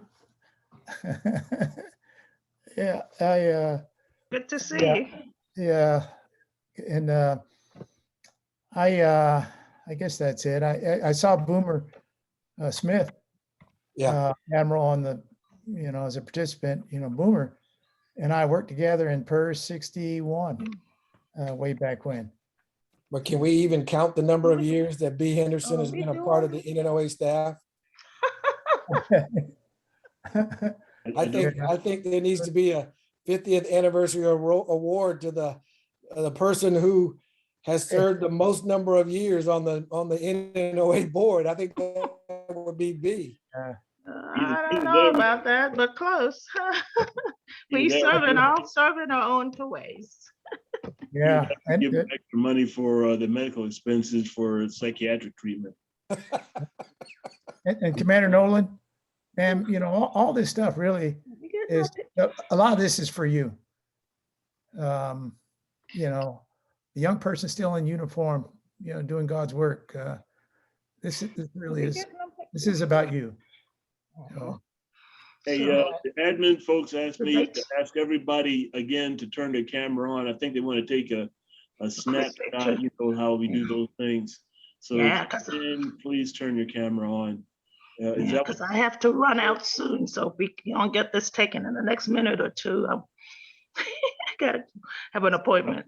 I don't know if it's Quan or who was asking me, but somebody from admin, take control, get your picture. Yeah, the numbers dwindling fast. We went from 100 down to 81, 80.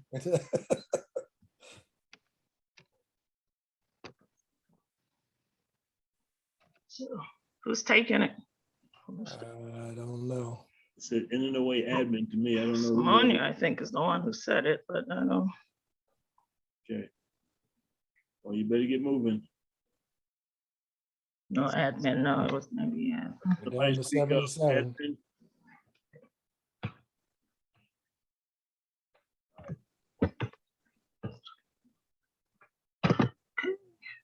So are they taking it?